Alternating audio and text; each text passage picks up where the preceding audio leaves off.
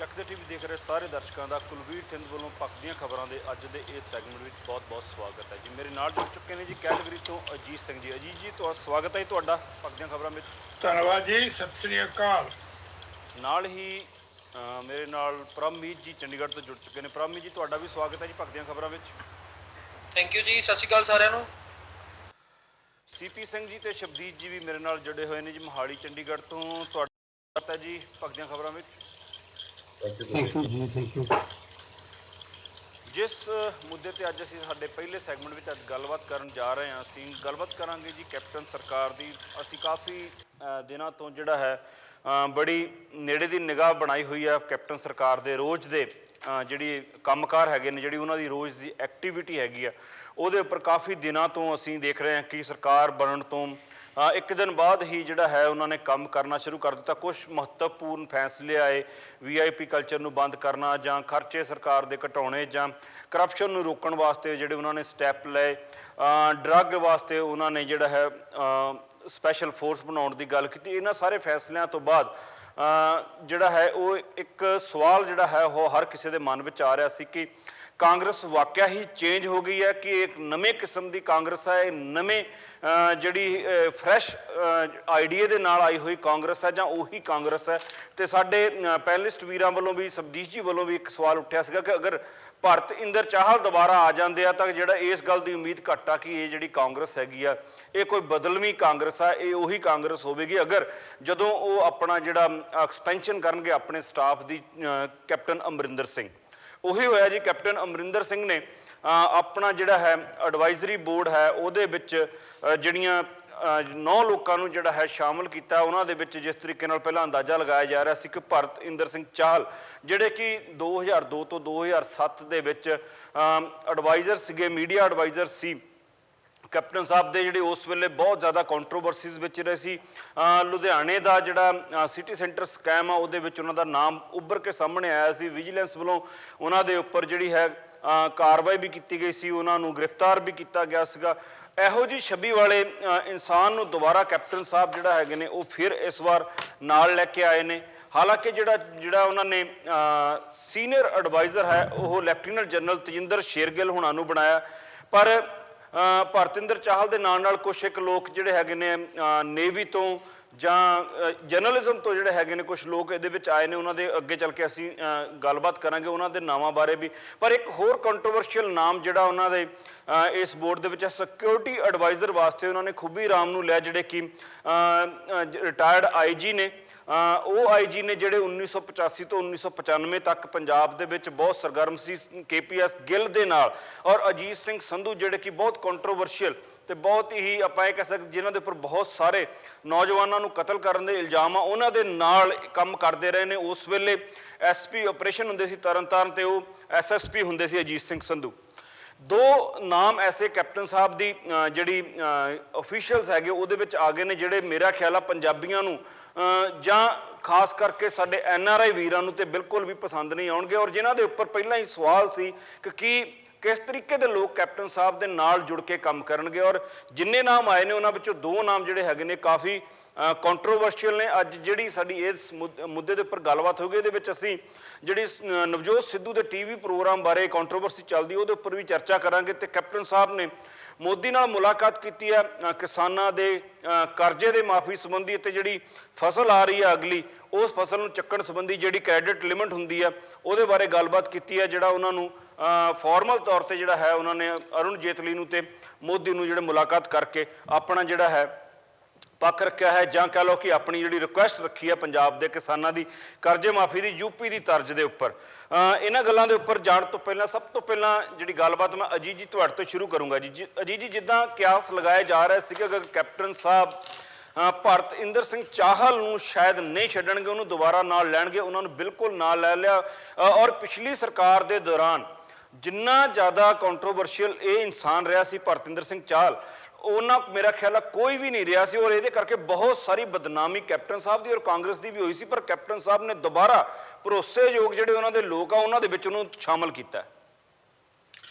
ਥਿੰਦ ਸਾਹਿਬ ਬਿਲਕੁਲ ਹੀ ਜਿਹੜਾ ਭਾਰਤ ਦੇ ਚਾਹਲ ਦੀ ਨਿਯੁਕਤੀ ਆ ਤੇ ਮਿਸਟਰ ਖੂਬੀ ਰਾਮ ਦੀ ਨਿਯੁਕਤੀ ਆ, ਜੀ ਇਹ ਵਾਕਿਆ ਹੀ ਇੱਕ ਉਹਨਾਂ ਦੀ ਛਵੀ ਜਿਹੜੀ ਹੈਗੀ ਨਾ ਉਹਨੂੰ ਖਰਾਬ ਕਰਨ ਵਾਲੀ ਗੱਲ ਹੈ। ਔਰ ਇਹਦੇ ਨਾਲ ਇੱਕ ਚੀਜ਼ ਇਹ ਵੀ ਦੇਖਣ ਵਾਲੀ ਹੈ ਕਿ ਉਹਨਾਂ ਨੇ ਪ੍ਰਾਈਵੇਟ ਤੌਰ ਤੇ ਆਪਣੀ ਪਸੰਦ ਦੇ ਨਾਲ ਸਰਕਾਰੀ ਜਿਹੜਾ ਸੈਕਟਰੀਏਟ ਹੈ ਉਹਨੂੰ ਸਾਰੇ ਨੂੰ ਤੋਂ ਵੱਖਰਾ 8 ਬੰਦਿਆਂ ਦੀ ਨਿਯੁਕਤੀ ਕੀਤੀ ਆ। ਕਿ ਇਸ ਚੀਜ਼ ਤੋਂ ਪਹਿਲਾਂ ਤਾਂ ਇੱਕ ਇਹ ਸਵਾਲ ਉੱਠਦਾ ਹੈ ਕਿ ਉਹਨਾਂ ਨੇ ਸਾਰੇ ਹੀ ਜੇ ਪ੍ਰਾਈਵੇਟ ਬੰਦਿਆਂ ਤੋਂ ਕੰਮ ਲੈਣਾ, ਕਿਆ ਉਹਨਾਂ ਨੂੰ ਜਿਹੜੇ ਉੱਥੇ ਡਿਪਾਰਟਮੈਂਟਲ ਸੈਕਟਰੀਜ਼ ਨੇ ਸਰਕਾਰੀ ਤੌਰ ਤੇ ਉਹਨਾਂ ਦਾ ਪ੍ਰਿੰਸੀਪਲ ਸੈਕਟਰੀ ਹੈ ਔਰ ਚੀਫ ਸੈਕਟਰੀ ਹੈ, ਕਿਆ ਉਹਨਾਂ ਦੀ ਜਿਹੜੀ ਸਾਰਿਆਂ ਦੀ ਜਿਹੜੀ ਕੰਮ ਕਰਨ ਦੀ ਸ਼ਕਤੀ ਹੈ ਜਾਂ ਗੁਣਵੰਤਾ ਹੈ, ਕਿਆ ਉਹਨਾਂ ਨੂੰ ਉੱਤੇ ਕੋਈ ਭਰੋਸਾ ਨਹੀਂ ਹੈਗਾ ਕਿ ਉਹਨਾਂ ਨੇ ਹਰ ਫੀਲਡ ਦੇ ਵਿੱਚ BIS ਚਾਹਲ ਨੂੰ ਐਡਵਾਈਜ਼ਰ ਰੱਖ ਲਿਆ ਔਰ ਮਿਨਿਸਟਰ ਆਫ ਸਟੇਟ ਦਾ ਦਰਜਾ ਦੇ ਦਿੱਤਾ, ਜਦੋਂ ਦਰਜਾ ਦੇ ਦਿੱਤਾ ਜੀ। ਦੂਜੇ ਪਾਸੇ ਮਿਨਿਸਟਰ ਘੱਟ ਬਣਾਏ ਜਾ ਰਹੇ ਨੇ ਕਿ ਜੀ ਇਹ ਬਿਲਕੁਲ ਜਿਹੜੇ ਉਹਨਾਂ ਨੇ ਤੇਜਿੰਦਰ ਸ਼ੇਰਗਿੱਲ ਹੁਣਾਂ ਨੂੰ ਚੀਫ ਐਡਵਾਈਜ਼ਰ ਬਣਾਇਆ, ਉਹਨਾਂ ਨੂੰ ਕੈਬਨਿਟ ਮਿਨਿਸਟਰ ਦਾ ਦਰਜਾ ਦਿੱਤਾ ਜੀ। ਲੈਫਟੀਨੈਂਟ ਜਨਰਲ ਰਿਟਾਇਰਡ ਜਿਹੜੇ ਤੇਜਿੰਦਰ ਸ਼ੇਰਗਿੱਲ ਹੈ ਉਹਨਾਂ ਨੂੰ ਕੈਬਨਿਟ ਰੈਂਕ ਦਾ ਦਰਜਾ ਦੇ ਦਿੱਤਾ ਹੈ। ਬਿਲਕੁਲ। ਫਿਰ ਉਹਦੇ ਨਾਲ ਜਿਹੜਾ ਹੈਗਾ ਰਿਟਾਇਰਡ IG ਖੁਸ਼ੀ ਰਾਮ ਜਿਹੜਾ ਹੈਗਾ ਉਹਨਾਂ ਨੂੰ ਸਿਕਿਉਰਿਟੀ ਐਡਵਾਈਜ਼ਰ ਰੱਖ ਲਿਆ ਹੈ ਔਰ ਅਸਿਸਟੈਂਟ ਡਾਇਰੈਕਟਰ ਜਨਰਲ ਦਾ ਜਿਹੜਾ ਹੈਗਾ ਉਹ ਰੈਂਕ ਦਿੱਤਾ ਹੈ। ਤੇ ਰਵੀਨ ਠੁਕਰਾਲ ਜਿਹੜੇ ਹੈਗੇ ਉਹ BD ਐਡਵਾਈਜ਼ਰ ਨੇ, ਉਹਨਾਂ ਨੂੰ ਸਟੇਟ ਮਿਨਿਸਟਰ ਦਾ ਦਰਜਾ ਦਿੱਤਾ ਹੈ। ਔਰ ਅੱਗੇ ਜਰਨਲਿਜ਼ਮ ਦੇ ਵਿੱਚ ਵਿੰਬਲ ਅਸੈਂਬਲੀ ਹੈਗੇ ਜਿਹੜੇ ਉਹਨਾਂ ਨੂੰ ਸੈਕਟਰੀ ਪ੍ਰੈਸ ਰੱਖ ਲਿਆ ਹੈ। ਕੈਪਟਨ ਸਤੀਸ਼ ਸੰਧੂ ਨੂੰ ਜਨਰਲ ਸੈਕਟਰੀ ਰੱਖਿਆ ਉਹਨਾਂ ਨੇ, ਉਹ ਜਨਰਲ ਸੈਕਟਰੀ ਸੀ ਪੰਜਾਬ ਪ੍ਰਦੇਸ਼ ਕਾਂਗਰਸ ਕਮੇਟੀ ਦੇ। ਮੇਜਰ ਅਮਰਦੀਪ ਸਿੰਘ ਹੈ, ਕਰਨਪਾਲ ਸਿੰਘ ਸੇਖੋਂ ਹੈ, ਇਹ ਸਾਰੇ ਪੋਲੀਟੀਕਲ ਸੈਕਟਰੀ ਬਣਾਏ ਨੇ ਉਹਨਾਂ ਨੇ। ਕਿਆ ਉਹ ਬਾਕੀ ਜਿਹੜੇ ਸਰਕਾਰੀ ਟੀਮ ਹੈ ਉਹ ਯੋਗ ਨਹੀਂ ਕੰਮ ਕਰਨ ਦੇ ਲੱਗਦੇ? ਇੱਥੋਂ ਇੱਕ ਚੀਜ਼ ਲੱਗਦੀ ਹੈ, ਮੈਂ ਆਵਾਂਗਾ ਉਹਦੇ ਤੇ BS ਚਾਹਲ ਤੇ ਖੂਬੀ ਰਾਮ ਤੇ, ਪਰ ਮੈਂ ਇੱਕ ਗੱਲ ਜ਼ਰੂਰ ਕਰਨੀ ਚਾਹੁੰਦਾ ਕਿ ਇੱਕ ਤਰ੍ਹਾਂ ਦੀ ਪਰਸਨਲ ਕੋਟਰੀ ਕ੍ਰੀਏਟ ਕੀਤੀ ਜਾ ਰਹੀ ਹੈ ਸਰਕਾਰੀ ਤੰਤਰ ਦੇ ਪੈਰਲਲ। ਇਹਦਾ ਮਤਲਬ ਵੀ ਜਿਹੜਾ ਉਹਨਾਂ ਨੇ ਕੰਮ ਕਰਨਾ ਹੈ ਉਹ ਸਰਕਾਰੀ ਤੰਤਰ ਨਾਲ ਸਲਾਹ ਨਹੀਂ ਕਰਨੀ, ਆਪਣੀ ਪਰਸਨਲ ਜਿਹੜਾ ਇੱਕ ਗਰੁੱਪ ਬਣਾਇਆ, ਪਰਸਨਲ ਕੋਟਰੀ ਬਣਾਈ ਹੈ, ਉਹਦੀ ਐਡਵਾਈਸ ਹੋਏਗੀ, ਉਹਦੇ ਨਾਲ ਡਿਸਕਸ਼ਨ ਹੋਏਗਾ। ਇਹਦਾ ਮਤਲਬ ਵੀ ਸਰਕਾਰੀ ਸੈਕਟਰੀ ਨੇ, ਚਾਹੇ ਪ੍ਰਿੰਸੀਪਲ ਸੈਕਟਰੀ ਹੈ ਚਾਹੇ ਚੀਫ ਸੈਕਟਰੀ ਹੈ, ਉਹਨਾਂ ਨੂੰ ਸਿਰਫ ਆਰਡਰ ਕਰਨ ਵਾਸਤੇ ਕਿਹਾ ਜਾਏਗਾ ਸਰਕਾਰੀ ਤੰਤਰ ਦੇ ਵਿੱਚ। ਇੱਥੋਂ ਲੱਗਦਾ 8 ਬੰਦਿਆਂ ਦੀ ਟੀਮ ਉਹਨਾਂ ਨੇ ਪਰਸਨਲ ਕੰਮ ਕਰਨ ਰੱਖੀ ਹੈ। ਇਹਦਾ ਮਤਲਬ ਵੀ ਉਹਨਾਂ ਨੇ ਕੀ ਕਰਨਾ ਹੈ ਉਹ ਡਿਸਾਈਡ ਮਹਿਕਮੇ ਨਾਲ ਕਰਕੇ ਨਹੀਂ ਹੋਏਗਾ। ਉਹਨਾਂ ਦੀ ਜਿਹੜਾ ਪਰਸਨਲ ਗਰੁੱਪ ਹੈ, ਉਹਦੀ ਕੋਟਰੀ ਹੈ, ਉਹਦੇ ਚੇਲਿਆਂ ਦੀ ਇੱਕ ਟੀਮ ਹੈ, ਉਹੀ ਸਾਰਾ ਕੁਝ ਡਿਸਾਈਡ ਕਰੇਗੀ ਕਿ ਪੰਜਾਬ ਵਿੱਚ ਕੀ ਬਣਨਾ ਚਾਹੀਦਾ। ਪਹਿਲੀ ਸਰਕਾਰ ਨੇ ਜਦੋਂ ਸੈਣੀ ਨੂੰ, ਸੁਮੇਧ ਸਿੰਘ ਸੈਣੀ ਨੂੰ ਲਾਇਆ ਸੀ, ਕਾਫੀ ਵੱਡੀ ਉਹਨਾਂ ਦੀ ਜਿਹੜੀ ਹੈਗੀ ਉਹ ਨੁਕਤਾਚੀਨੀ ਹੋਈ ਸੀ ਔਰ ਜਾਇਜ਼ ਸੀ, ਕਿਉਂਕਿ ਪੰਜਾਬ ਭਰ ਚ ਰੋਸ ਸੀ ਕਿ ਉਸ ਬੰਦੇ ਨੇ ਪੰਜਾਬੀ ਮੁੰਡਿਆਂ ਦਾ ਬਹੁਤ ਘਾਣ ਕੀਤਾ। ਤੇ ਇਹ ਖੂਬੀ ਰਾਮ ਜਿਹੜੇ ਹੈਗੇ ਉਸੇ ਦੀ ਟੀਮ ਵਿੱਚੋਂ ਹੈ। ਔਰ ਇਹਦੇ ਨਾਲ ਇੱਕ ਵੇਖਣ ਵਾਲੀ ਚੀਜ਼ ਹੈ, ਇਹ ਬੰਦਾ ਰੈਂਕਸ ਤੋਂ IPS ਰਿਟਾਇਰਡ IPS ਅਫੀਸਰ ਨੇ ਸੀ, ਕਹੀਏ ਕਿ ਉਹ ਇੱਕ ਬੰਦਾ ਬਹੁਤ ਵੈਲ ਕੁਆਲੀਫਾਈਡ ਆ, ਉਹ ਰੈਂਕਸ ਤੋਂ ਆਇਆ। ਸਾਨੂੰ ਨਹੀਂ ਪਤਾ ਹੈਗਾ ਉਹਦੀ ਜਿਹੜੀ ਹੈਗੀ ਅਕੈਡਮਿਕ ਐਂਡ ਜਿਹੜੀ ਉਹਦੀ ਡਿਪਾਰਟਮੈਂਟ ਕੁਆਲੀਫਿਕੇਸ਼ਨ ਆ ਉਹ ਕੀ ਆ। ਈਵਨ ਦੈਨ ਉਸ ਬੰਦੇ ਨੂੰ ਜਿਹੜਾ ਹੈਗਾ ਉਹਨੂੰ ਸੈਕਟਰੀ ਬਣਾ ਕੇ, ਸਿਕਿਉਰਿਟੀ ਐਡਵਾਈਜ਼ਰ ਬਣਾ ਕੇ ਅਸਿਸਟੈਂਟ ਡਾਇਰੈਕਟਰ ਜਨਰਲ ਪੁਲਿਸ ਦਾ ਰੈਂਕ ਦੇ ਦਿੱਤਾ ਹੈ। ਇਹ ਸਾਰੀਆਂ ਚੀਜ਼ਾਂ ਕਿਤੇ ਇਹ ਲੱਗਦੀਆਂ ਕਿ ਉਹ ਇੱਕ ਵੱਖਰੇ ਹੀ ਤਰੀਕੇ ਨਾਲ ਚੱਲ ਰਹੇ ਨੇ। ਜਿਹੜਾ ਸਰਕਾਰੀ ਸੈਕਟਰੀਏਟ ਹੈ ਉਹਦੇ ਤੇ ਉਹਨਾਂ ਨੂੰ ਭਰੋਸਾ ਨਹੀਂ ਹੈਗਾ। ਪਰ ਇਹੋ ਜੀ, ਕਿਉਂਕਿ ਇਹ ਚੀਜ਼ ਜਿਹੜੀ ਹੈਗੀ ਉਹ ਸਿਰਫ ਜਿਹੜੇ ਬੰਦੇ ਹੈਗੇ ਉਹ ਉਹਨਾਂ ਦਾ ਇੱਕ ਕੰਮ ਹੈ ਕਿ ਕੈਪਟਨ ਸਾਹਿਬ ਨੂੰ ਉਹਨਾਂ ਦੀ ਗੱਲ ਪਸੰਦ ਆਉਣੀ ਚਾਹੀਦੀ ਆ। They are not answerable to Punjab. ਉਹ ਆਪਣੇ ਕਿਸੇ ਡਿਪਾਰਟਮੈਂਟ ਨੂੰ ਆਨਸਰੇਬਲ ਨਹੀਂ ਹੈਗੇ। ਸਿਰਫ ਉਹ ਕੀ ਹੈ ਨਿਸ਼ਾਨਾ ਕਿ ਕੈਪਟਨ ਸਾਹਿਬ ਖੁਸ਼ ਹੁੰਦੇ ਆ ਕਿ ਨਹੀਂ ਹੁੰਦੇ। ਇਹੋ ਜੀ ਸਰਕਾਰ ਮੈਨੂੰ ਲੱਗਦਾ ਹੈ ਕਿ ਕੁਝ ਸਮੇਂ ਤੋਂ ਬਾਅਦ ਉਹ ਆਪਣੇ ਨਿਸ਼ਾਨੇ ਤੋਂ ਥਿੜਕੀ ਨਜ਼ਰ ਆ ਸਕਦੀ ਹੈ। ਭਾਵੇਂ ਅਸੀਂ ਕਹੀਏ ਪਰਮਾਤਮਾ ਨੂੰ ਪ੍ਰੇ ਕਰੀਏ ਕਿ ਨਾ ਥਿੜਕੇ, ਪਰ ਜਿਵੇਂ ਕਹਿੰਦੇ ਹੁੰਦੇ ਨੇ ਵੀ ਜਿਹੜੇ ਸਾਈਨ ਐਂਡ ਸਿੰਪਟਮ ਨਜ਼ਰ ਆ ਰਹੇ ਨੇ ਉਹ ਏਡੇ ਚੰਗੇ ਨਜ਼ਰ ਨਹੀਂ ਆ ਰਹੇ ਹੈਗੇ। ਜੀ ਮੈਂ ਚਾਹਾਂਗਾ ਕਿ CP ਸਿੰਘ ਜੀ ਤੁਸੀਂ ਓਪਨਿੰਗ ਕਮੈਂਟ ਦਿਓ ਜੀ। ਭਰਤ ਇੰਦਰ ਸਿੰਘ ਚਾਹਲ ਨੂੰ ਦੁਬਾਰਾ ਸਰਕਾਰ ਵਿੱਚ ਲੈਣਾ, ਇਦਾਂ ਤਾਂ ਨਹੀਂ ਕਿ ਕੈਪਟਨ ਸਾਹਿਬ ਦੀ ਜਿਹੜੇ ਪਹਿਲੇ 1 ਹਫ਼ਤੇ ਦੀ ਕਾਰਜਸ਼ੈਲੀ ਆ ਉਹਦੇ ਵਿੱਚ ਹੀ ਉਹਨਾਂ ਦਾ ਹੀ ਜਿਹੜਾ ਇੱਕ ਉਹਨਾਂ ਦਾ ਇੱਕ ਵਿਜ਼ਨ ਦਿਖਿਆ ਸੀਗਾ ਕਿ ਉਹ ਨਵੇਂ ਤਰੀਕੇ ਨਾਲ ਕੰਮ ਕਰ ਰਿਹਾ, ਪਰ ਚਾਹਲ ਦੇ ਔਰ ਖੂਬੀ ਰਾਮ ਦੇ ਵਿੱਚ ਆਉਣ ਦੇ ਨਾਲ ਇੱਦਾਂ ਲੱਗਦਾ ਕਿ ਕੈਪਟਨ ਸਾਹਿਬ ਦੇ ਵਿੱਚ ਕੋਈ ਖਾਸ ਚੇਂਜ ਨਹੀਂ ਹੈ। ਉਹ ਆਪਣੇ ਹੀ ਜਿਹੜਾ ਏਜੰਡਾ ਉਹਨਾਂ ਨੇ ਪਹਿਲੇ ਦਿਨਾਂ 'ਚ ਰੱਖਿਆ ਉਹਨੂੰ ਕੰਟਰਾਡਿਕਟ ਕਰਦੇ ਹੋਏ ਨੇ। ਜੇ ਆਪਾਂ ਚਾਹਲ ਸਾਹਿਬ ਦੀ ਪਿਛਲੀ ਉਹਨਾਂ ਦੀ ਹਿਸਟਰੀ ਦੇਖੀਏ ਤਾਂ ਜੇ ਕੁਲਵੀਰ ਜੀ, ਜੇ ਮੈਂ ਇਹਨੂੰ ਇੱਕ ਲਾਈਨ ਦੇ ਵਿੱਚ ਖਤਮ ਕਰਨ ਦੀ ਗੱਲ ਕਰਾਂ ਤਾਂ ਉਹ ਇਹ ਬਣਦੀ ਹੈ ਕਿ ਆਪਣੇ ਨਿੱਜੀ ਦੋਸਤਾਂ ਦੇ ਸਿਆਸੀ ਸਮਰਥਕਾਂ ਨੂੰ ਸਰਕਾਰੀ ਖਜ਼ਾਨੇ ਰਾਹੀਂ ਖੁਸ਼ ਕਰਨ ਦੀ ਕੋਸ਼ਿਸ਼ ਕੀਤੀ ਜਾ ਰਹੀ ਹੈ, ਹੋਰ ਕੁਝ ਵੀ ਨਹੀਂ ਹੋ ਰਿਹਾ। ਦੇਖੋ, ਜਿਸ ਤਰ੍ਹਾਂ ਕੈਪਟਨ ਅਮਰਿੰਦਰ ਸਾਹਿਬ ਨੇ ਵਿਦਆਊਟ ਐਨੀ ਕਾਸਟ ਤੇ ਜਾਂ ਵਿਦਆਊਟ ਘੱਟ ਖਰਚੇ ਤੇ ਆਪਣੇ ਸਹੁੰ ਚੁੱਕ ਸਮਾਗਮ ਪਲੱਸ ਜਿਹੜੇ ਹੋਰ ਖਰਚੇ ਜਿਹੜੇ ਇਹਨਾਂ ਨੂੰ ਘੱਟ ਕਰਨ ਦੀ ਗੱਲਾਂ ਕਰ ਰਹੀ ਹੈ ਕੀਤੀਆਂ ਸੀਗੀਆਂ, ਉਸ ਨੂੰ ਬਿਲਕੁਲ ਹੀ ਕੰਟਰਾਡਿਕਟ ਕਰਕੇ ਜਿਹੜੇ 8 OSD ਨਿਯੁਕਤ ਕੀਤੇ ਨੇ ਔਰ ਹਲੇ ਹੋਰ ਵੀ ਇਨ ਪ੍ਰੋਸੈਸ ਹੈ, ਉਸ ਚੀਜ਼ ਨੂੰ ਬਿਲਕੁਲ ਕੰਟਰਾਡਿਕਟ ਕਰ ਦਿੱਤਾ ਹੈ। ਔਰ ਕਿਤੇ ਨਾ ਕਿਤੇ ਤੁਸੀਂ ਦੇਖੋ, ਜੇ ਇਹ 8 OSD ਅਪਾਇੰਟ ਹੋਏ ਨੇ ਔਰ ਉਹਨਾਂ ਦੇ ਵਿੱਚੋਂ ਕਈਆਂ ਨੂੰ ਮਿਨਿਸਟਰ ਦਾ ਦਰਜਾ ਵੀ ਦਿੱਤਾ ਗਿਆ, ਉਹਨਾਂ ਦਾ ਖਰਚਾ, ਉਹਨਾਂ ਦੀ ਸਿਕਿਉਰਿਟੀ ਔਰ ਉਹਨਾਂ ਦੀ ਜਿਹੜੀ ਕਾਸਟ ਇਨਵੋਲਵ ਹੈ ਉਹਦੇ ਵਿੱਚ, ਉਹ ਕਿੱਥੋਂ ਆਏਗੀ, ਉਹ ਕਿਵੇਂ ਮੈਨੇਜ ਹੋਏਗੀ, ਇਹ ਇੱਕ ਬਹੁਤ ਵੱਡਾ ਸਵਾਲੀਆ ਨਿਸ਼ਾਨ ਹੈ। ਕਿਉਂਕਿ ਜਿਵੇਂ ਹੀ OSD ਨਿਯੁਕਤ ਹੋਏ ਨੇ ਉਸੇ ਦੇ ਨਾਲ ਹੀ ਅਗਲੇ ਦਿਨ ਉਹਨਾਂ ਨੂੰ ਕੋਠੀਆਂ ਵੀ ਅਲਾਟ ਕਰ ਦਿੱਤੀਆਂ ਗਈਆਂ ਔਰ ਕੋਠੀਆਂ ਦੇ ਨਾਲ ਕੋਠੀਆਂ ਦੀ ਸਿਕਿਉਰਿਟੀ ਵਾਸਤੇ ਸਿਕਿਉਰਿਟੀ ਪਰਸਨਲਸ ਵੀ ਲਾ ਦਿੱਤੇ ਗਏ ਨੇ।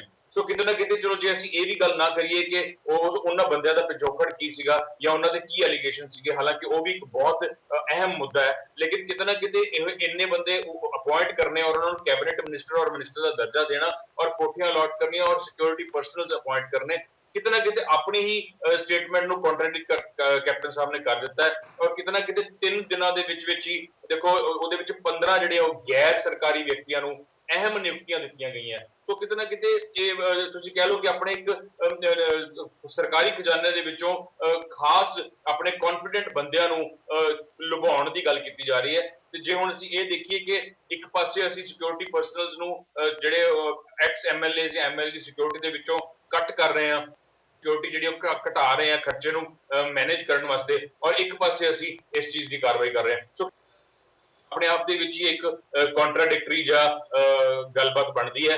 ਮੈਨੂੰ ਨਹੀਂ ਲੱਗਦਾ ਕਿ ਆਈ ਥਿੰਕ ਜੇ ਏਦਾਂ ਦੀ ਸਟ੍ਰੈਟਜੀ ਲੈ ਕੇ ਤੁਸੀਂ ਸ਼ੁਰੂਆਤ ਕੀਤੀ ਸੀ ਤਾਂ ਸ਼ਾਇਦ ਉਹਦੇ ਤੇ ਬਣੇ ਰਹੋ, ਕਿਉਂਕਿ 8 ਜਾਂ 9 ਜਾਂ ਇਸ ਤੋਂ ਜ਼ਿਆਦਾ OSD ਜੇ ਤੁਸੀਂ ਰੱਖਦੇ ਹੋ, ਮੀਡੀਆ ਐਡਵਾਈਜ਼ਰ ਇੱਕ ਅਲੱਗ ਹੈ, ਪ੍ਰੈਸ ਸਕੱਤਰ ਇੱਕ ਅਲੱਗ ਹੈ। ਸੋ ਕਿਤੇ ਨਾ ਕਿਤੇ ਇੱਕ ਪੋਸਟ ਨੂੰ 2-2 3-3 ਪੋਸਟਾਂ ਦੇ ਵਿੱਚ ਡਾਇਵਰਟ ਕੀਤਾ ਗਿਆ, ਡਾਇਵਰਸਿਫਾਈ ਕੀਤਾ ਗਿਆ। ਉਹ ਚੀਜ਼ ਜਿਹੜੀ ਹੈ ਉਹ ਆਪਣੇ ਆਪ ਦੇ ਵਿੱਚ ਇੱਕ ਬਹੁਤ ਹੀ ਵੱਡਾ ਸਵਾਲੀਆ ਨਿਸ਼ਾਨ ਲੈ ਕੇ ਖੜੀ ਹੋ ਗਈ ਹੈ। ਬਿਲਕੁਲ ਜੀ, ਮਨਪ੍ਰੀਤ ਬਾਦਲ ਵੱਲੋਂ ਡੰਕੇ ਦੀ ਚੋਟ ਤੇ ਗੱਲ ਕਹੀ ਜਾ ਰਹੀ ਕਿ ਕਰਪਸ਼ਨ ਨੂੰ ਰੋਕਾਂਗੇ, ਨਵੇਂ ਤਰੀਕੇ ਦੀ ਸਰਕਾਰ ਹੋਵੇਗੀ, ਬਿਲਕੁਲ ਨਵੇਂ ਤਰੀਕੇ ਨਾਲ ਕੰਮ ਕੀਤਾ ਜਾਏਗਾ। ਇਸ ਤੋਂ ਪਹਿਲਾਂ ਕਿ ਮੈਂ ਸ਼ਬਦੀਸ਼ ਜੀ ਵੱਲ ਜਾਵਾਂ, ਮੈਂ ਚਾਹਾਂਗਾ ਕਿ ਥੋੜਾ ਜਿਹਾ ਭਰਤਿੰਦਰ ਚਾਹਲ ਬਾਰੇ ਮੈਂ ਆਪਣੇ ਦਰਸ਼ਕਾਂ ਨੂੰ ਵੀ ਯਾਦ ਕਰਾ ਦਾਂ ਤੇ ਆਪ ਵੀ ਥੋੜਾ ਜਿਹਾ ਉਹਨਾਂ ਦਾ ਰਿਵਿਊ ਕਰ ਲਈਏ ਕਿ ਉਹਨਾਂ ਦਾ ਜਿਹੜਾ ਇਹ ਸਫ਼ਰ ਹੈ, ਜਿਹੜਾ ਸਰਕਾਰ ਦੇ ਵਿੱਚ ਵਧੀਆ ਪੋਜੀਸ਼ਨ ਲੈਣ ਦਾ, ਅੱਛੀਆਂ ਜਿਹੜੀਆਂ ਕੀ ਪੋਜੀਸ਼ਨਸ ਹੈਗੀਆਂ ਉਹਨਾਂ ਤੇ ਆਉਣ ਦਾ, ਉਹ ਕਿੱਦਾਂ। ਅਗਰ ਆਪਾਂ ਭਰਤਿੰਦਰ ਸਿੰਘ ਚਾਹਲ ਉਹਨਾਂ ਦੀ ਗੱਲ ਕਰੀਏ ਤੇ ਇਹ ਜਿਹੜਾ ਹੈ ਸਰਕਾਰੀ ਜੌਬ ਦੇ ਵਿੱਚ ਪਬਲਿਕ ਰਿਲੇਸ਼ਨ ਦੇ ਵਿੱਚ ਕਲਰਕ ਦੇ ਤੌਰ ਦੇ ਉੱਪਰ ਇਹ ਜਿਹੜੇ ਆ ਭਰਤੀ ਹੋਏ ਸੀ 1977 ਵਿੱਚ, ਜਦੋਂ ਇਹਨਾਂ ਨੇ ਵਿਆਹ ਕਰਵਾਇਆ ਸੀ ਤੇ ਆਪਣੇ ਦਾਜ ਦੇ ਵਿੱਚ ਇਹਨਾਂ ਨੇ ਫੀਐਟ ਕਾਰ ਲਈ ਸੀ ਤੇ 2005 ਵਿੱਚ ਆਪਣੇ ਮੁੰਡੇ ਵਿਕਰਮਜੀਤ ਦੇ ਵਿਆਹ ਦੇ ਵੇਲੇ ਉਹਦੇ ਦਾਜ ਦੇ ਵਿੱਚ ਇਹਨਾਂ ਨੇ ਮਰਸੀਡੀਜ਼ ਕਾਰ ਲਈ ਸੀ। 2077 ਤੋਂ 2005 ਤੱਕ ਇਹਨਾਂ ਨੇ ਚੱਕਿਆ ਸਟੈਂਡਰਡ ਆਪਣਾ ਜੀ। 1982 ਦੇ ਵਿੱਚ ਅਗਰ ਇਹਨਾਂ ਦੀ ਫਾਈਨੈਂਸ਼ੀਅਲ ਹਾਲਤ ਦੇਖਣੀ ਹੋਵੇ ਤਾਂ 1982 ਦੇ ਵਿੱਚ ਆਪਣੀ ਸਾਲੀ ਦੇ ਵਿਆਹ ਦੇ ਉੱਪਰ ਖਰਚਾ ਕਰਨ ਵਾਸਤੇ ਇਹਨਾਂ ਦੇ ਕੋਲ 2000 ਰੁਪਏ ਨਹੀਂ ਸੀ। ਆਪਣੇ GPF ਫੰਡ ਦੇ ਵਿੱਚੋਂ 1982 ਵਿੱਚ ਇਹਨਾਂ ਨੇ 2000 ਰੁਪਏ ਕਢਾਏ ਸੀ। ਉਸ ਤੋਂ ਬਾਅਦ 1987 ਦੇ ਵਿੱਚ ਪਟਿਆਲਾ ਜਿਹੜਾ ਇਹਨਾਂ ਦਾ ਘਰ ਹੈ, ਜਿਹਨੂੰ ਮੈਂਸ਼ਨ ਕਹਿੰਦੇ ਆ, ਉਸ ਘਰ ਦੀ ਰਿਪੇਅਰ ਵਾਸਤੇ ਉਦੋਂ 14,000 ਇਹਨਾਂ ਦੇ ਰੁਪਈਏ ਸੀ ਸਿਰਫ GPF ਫੰਡ ਦੇ ਵਿੱਚ, ਉਹਦੇ ਵਿੱਚੋਂ ਵੀ 10,000 ਰੁਪਏ ਇਹਨਾਂ ਨੂੰ ਕਢਾਉਣਾ ਪਿਆ ਸੀ ਆਪਣੇ ਘਰ ਦੀ ਮੁਰੰਮਤ ਕਰਾਉਣ ਵਾਸਤੇ। ਤੇ ਸਿੱਧਾ ਜੇ ਅਸੀਂ ਆ ਜਾਈਏ 2007 ਤੇ 20 ਸਾਲਾਂ ਦੇ ਬਾਅਦ ਇਹਨਾਂ ਦੇ ਕੋਲ ਜਿਹੜਾ ਘਰ ਆ ਉਹਦੇ ਵਿੱਚ 6 LCDਆਂ ਲੱਗੀਆਂ ਹੋਈਆਂ ਸੀ, 22 에ਅਰ ਕੰਡੀਸ਼ਨਰ ਲੱਗੇ ਹੋਏ ਸੀ, 20 ਕਾਰਾਂ ਸੀ। ਇਹਨਾਂ ਦੀ ਇਨਕਮ ਜਿਹੜੀ 2000 ਤੋਂ ਲੈ ਕੇ 2007 ਤੱਕ ਸੀ, ਇਨਕਮ ਜਿਹੜੀ ਸੀ ਸਰਕਾਰੀ ਤੌਰ ਤੇ 1,87 ਕਰੋੜ ਸੀ। ਪਰ ਜਿਹੜੇ ਇਹਨਾਂ ਨੇ ਇੰਨੇ ਸਮੇਂ ਦੇ ਵਿੱਚ ਐਸਟ ਬਣਾਏ ਉਹ ਜਿਹੜੇ ਸੀ ਉਹ 10 ਕਰੋੜ ਤੋਂ ਜ਼ਿਆਦਾ ਦੇ ਸੀ। ਇੱਥੋਂ ਪਤਾ ਲੱਗਦਾ ਕਿ ਕਿੰਨੇ ਜਿਹੜੇ ਇਹਨਾਂ ਨੇ ਜਿਹੜੀ ਕਰਪਸ਼ਨ ਕੀਤੀ ਹੋਵੇਗੀ। ਔਰ ਇਹ ਸਾਰੀਆਂ ਚੀਜ਼ਾਂ ਜਿਹੜੀਆਂ ਡਾਕੂਮੈਂਟਡ ਆ, ਵਿਜੀਲੈਂਸ ਬਿਊਰੋ ਨੇ ਇਹਦੇ ਉੱਪਰ ਜਿਹੜੀ ਹੈਗੀ ਆ ਇਨਕੁਆਇਰੀ ਕੀਤੀ ਹੋਈ ਹੈ ਇਹਨਾਂ ਦੇ ਉੱਪਰ।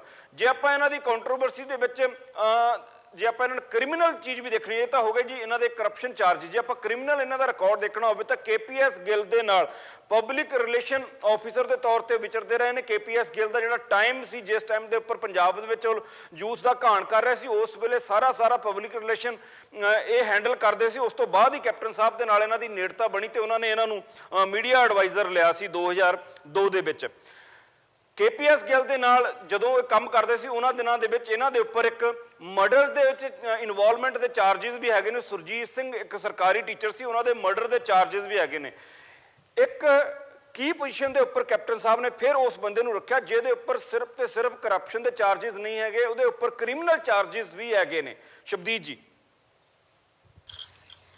ਕੁਲਵੀਰ ਜੀ, ਮੈਂ ਜਦੋਂ ਇੱਕ ਦਿਨ ਪਹਿਲਾਂ ਵੀ ਗੱਲ ਕੀਤੀ ਸੀ, ਜਦੋਂ ਕੈਪਟਨ ਅਮਰਿੰਦਰ ਸਿੰਘ ਦੀ ਸਰਕਾਰ ਬਣੀ ਸੀ, ਹਰ ਕੋਈ ਬਹੁਤ ਉਤਸ਼ਾਹ ਦੇ ਵਿੱਚ ਸੀ, ਲਾਲ ਬੱਤੀ ਉੱਤਰ ਰਹੀ ਸੀ, ਬੜੇ ਚੰਗੇ ਫੈਸਲੇ ਜਿਹੜੇ ਸੱਚਮੁੱਚ ਪੰਜਾਬ ਦੇ ਪੱਖ ਦੇ ਵਿੱਚ ਜਾ ਸਕਦੇ ਨੇ ਜੇ ਉਹਨਾਂ ਦੇ ਉੱਤੇ ਅਮਲ ਹੋਵੇ। ਤਾਂ ਮੈਂ ਉਦੋਂ ਇੱਕ ਗੱਲ ਜ਼ਰੂਰ ਕਹੀ ਸੀ ਕਿ ਜੇ ਭਰਤਿੰਦਰ ਚਾਲ ਵਰਤਾਰਾ ਇਸ ਸਾਰੇ ਸਿਸਟਮ ਦੇ ਵਿੱਚ ਇਨਵੋਲਵ ਨਹੀਂ ਹੁੰਦਾ ਤਾਂ ਸੱਚਮੁੱਚ ਇਹ ਬਦਲੀ ਹੋਈ ਸਰਕਾਰ ਹੋਏਗੀ। ਪਰ ਜੇ ਭਰਤਿੰਦਰ ਚਾਲ ਵਰਤਾਰਾ ਵਾਪਸ ਆ ਜਾਂਦਾ ਤਾਂ ਲਾਜ਼ਮੀ ਤੌਰ ਤੇ ਇਹ ਇੱਕ ਪਹਿਲਾਂ ਵਾਲੀ ਜਿਹੜੀ ਰਵਾਇਤ ਹੈ ਉਹਨੂੰ ਨਾਲ ਤੋੜਨ ਦੀ ਗੱਲ ਹੋਏਗੀ। ਜਦੋਂ ਮੈਂ ਭਰਤਿੰਦਰ ਚਾਲ ਵਰਤਾਰਾ ਕਹਿਣਾ ਤਾਂ ਮੇਰਾ ਮਤਲਬ ਸਿੰਪਲ ਇੰਨਾ ਨਹੀਂ ਹੈ ਕਿ ਉਹਦੇ ਵਿੱਚ ਖੁਦ ਭਗਤ ਭਰਤਿੰਦਰ ਚਾਲ ਸ਼ਾਮਲ ਹੁੰਦੇ ਕਿ ਨਹੀਂ। ਇਹ ਸੰਭਵ ਸੀ ਕਿ ਭਰਤਿੰਦਰ ਚਾਲ ਵਰਤਾਰਾ ਉਹਨਾਂ ਤੋਂ ਬਿਨਾਂ ਵੀ ਲਾਗੂ ਹੋ ਜਾਂਦਾ, ਪਰ ਹੁਣ ਤਾਂ ਕੈਪਟਨ ਅਮਰਿੰਦਰ ਸਿੰਘ ਨੇ ਇਸ ਗੱਲ ਦਾ ਭੁਲੇਖਾ ਵੀ ਦੂਰ ਕਰ ਦਿੱਤਾ ਕਿ ਉਹ ਸਿਰਫ ਉਸ ਵਰਤਾਰੇ ਨੂੰ ਹੀ ਨਹੀਂ, ਉਸ ਬੰਦੇ ਨੂੰ ਵੀ ਪ੍ਰਵਾਨ ਕਰਨ ਲਈ ਤਿਆਰ ਨੇ। ਔਰ ਉਹਨਾਂ ਵਰਗੇ ਸ਼ਾਇਦ ਕਈ ਬੰਦੇ ਇਸ ਟੀਮ ਦੇ ਵਿੱਚ ਇਨਵੋਲਵ ਕਰ ਲਏ ਗਏ ਨੇ। ਸੱਚਮੁੱਚ ਹੁਣ ਅਸੀਂ ਇਹ ਕਹਿ ਸਕਾਂਗੇ ਕਿ ਲਾਲ ਬੱਤੀਆਂ ਉੱਤਰ ਗਈਆਂ ਨੇ, ਪਰ ਪ੍ਰਸ਼ਾਸਨ ਕਰਨ ਦਾ ਤਰੀਕਾ ਸ਼ਾਇਦ ਰਿਪੀਟ ਹੋਏਗਾ ਜਿਸ ਤਰੀਕੇ ਦੇ ਕਰਕੇ ਕੈਪਟਨ ਅਮਰਿੰਦਰ ਸਿੰਘ ਆਪਣੀ ਪਿਛਲੀ ਟਰਮ ਵੇਲੇ ਐਨ ਸਿਰੇ ਤੇ ਜਾ ਕੇ ਹਾਰ ਗਏ ਸਨ। ਕੈਪਟਨ ਅਮਰਿੰਦਰ ਸਿੰਘ ਜਿਨ੍ਹਾਂ ਨੇ ਅਨਾਉਂਸਮੈਂਟ ਕੀਤੀ ਹੋਈ ਹੈ ਕਿ ਇਹ ਉਹਨਾਂ ਦੀ ਆਖਰੀ ਚੋਣ ਹੋਏਗੀ, ਇਹ ਆਖਰੀ ਮੌਕਾ ਜਿਹੜਾ ਉਹ ਮੁੱਖ ਮੰਤਰੀ ਵਜੋਂ ਪੰਜਾਬ ਦੇ ਹਿੱਤ ਦੇ ਵਿੱਚ ਵਰਤ ਸਕਦੇ ਸਨ। ਮੈਨੂੰ ਸ਼ੱਕ ਹੈ ਕਿ ਇਸ ਕਿਸਮ ਦੀ ਟੀਮ ਦੇ ਨਾਲ ਉਹ ਸੱਚਮੁੱਚ ਪੰਜਾਬ ਦੀ ਕੋਈ ਬਹੁਤ ਵੱਡੀ ਭਲਾਈ ਕਰ ਸਕਣਗੇ।